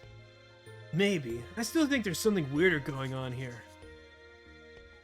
Guess we'll have to finish that module to find out. Oop. No, just the same thing. Okay. This would be a funny time to pick up Todd's note, even though it wouldn't be very helpful. It's the tournament bracket! Everyone in the Snowball tournament is listed here. Let's see. Oh, they haven't updated the bracket to show that we beat the New Wave Appreciation Club. They'll probably do it after break. Okay, so yeah, we're at the bottom there, which means our next opponent is either the Future Veterans of Foreign Wars or the Animal Identification Club, and I have to tell you, I really hope it's the Animal Identification Club because that just sounds more interesting. On the other side, we have football team versus... The font is a little weird, but I don't think that's the Sunday Furries Club. Pretty sure that's the Sunday Funnies Club. Although, being entirely honest, it actually looks like it says the Sunday Foods Club. It looks like a lot of views. To me. I don't know if that reads better on stream somehow. And then we have the Snowball Warfare Club. I'm gonna go ahead and guess that either the Snowball Warfare Club or the Student Council is going to win the other end of the bracket. Just because the Snowball Warfare Club presumably is good at Snowball Warfare. However, the Student Council has been like this ominous presence at the center of everything, so they feel like a suitable final boss. So one way or the other, it's coming from that lower right corner of the bracket, I feel. Woo.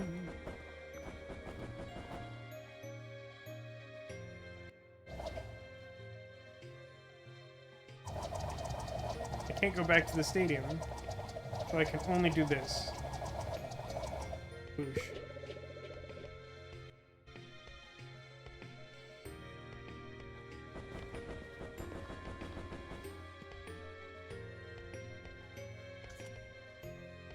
Here we go.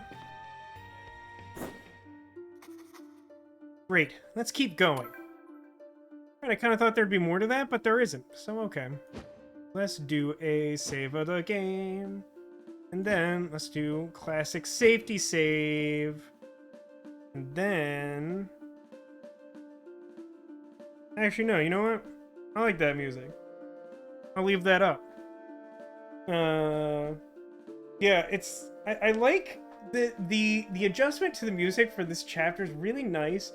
It does have like a little bit of like a mystical, magical holiday time vibe, but like there's also like a sinister undercurrent to it too that sort of fits like, you know, the literal darkness brought on by the blizzard and like the ominous feel of the weather sort of closing in around us, and also just like the tournament like advancing and the stakes getting higher. Like it's subtle, but it's really nice. It's a really nice adjustment there. Good stuff. Okay. It's just like a touch of a short stream, or pretty much normal time. But we still have one unfinished order of business before we conclude tonight's Wintermoor Tactics Club stream. And we'll be back next week for more, because my informal poll of chat did not suss out anyone who was like really disenfranchised by this game. I know it's maybe not the easiest to interact with, but I get the impression people are liking it. Tomorrow we'll be playing Super Auto Pets, and I don't know, I'm expecting that to be a good time. It seems like a really fun game. I think chat's gonna enjoy it, and I think it will be good for streaming because of one of the nice features about the game that I'll specify more about tomorrow. But yeah, next Friday, more Wintermoor Tactics Club. Next Saturday, I think we'll... well, I don't know. If people are really digging Super Auto Pets, we might do like a few weeks, but I would expect to start Pokemon Pearl Remake, Brilliant Diamond Shining Pearl, that one, in the near future. But yes, we do need to determine where a secret Squirtle is hidden. Somewhere on the couch behind me, I've hidden a secret Squirtle. If you can see a Squirtle, too, then they're not really a secret. And so you must look elsewhere to determine where you think I might have hidden a Squirtle. You see one guess in chat. I'm going to enjoy some of this 100% juice apple that expires in the year 2022A, while you all take a moment to consider where Squirtle might be hiding.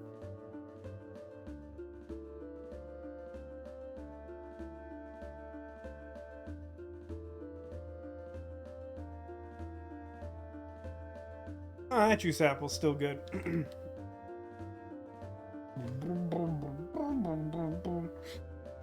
Any other stragglers? I know that chat quieted out a little bit at some point. It is first Friday of the year, and for some of you it's much later in the evening than it is here.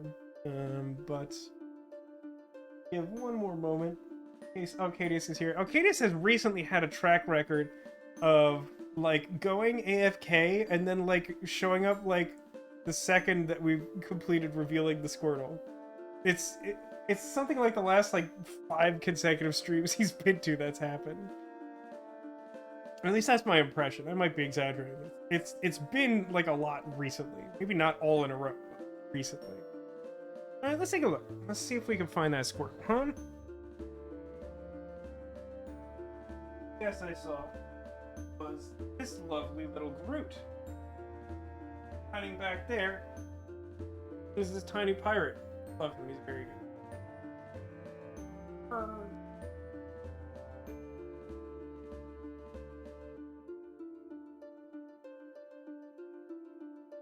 Baby Yoda. Hiding over there, our friend Anime Eeyore.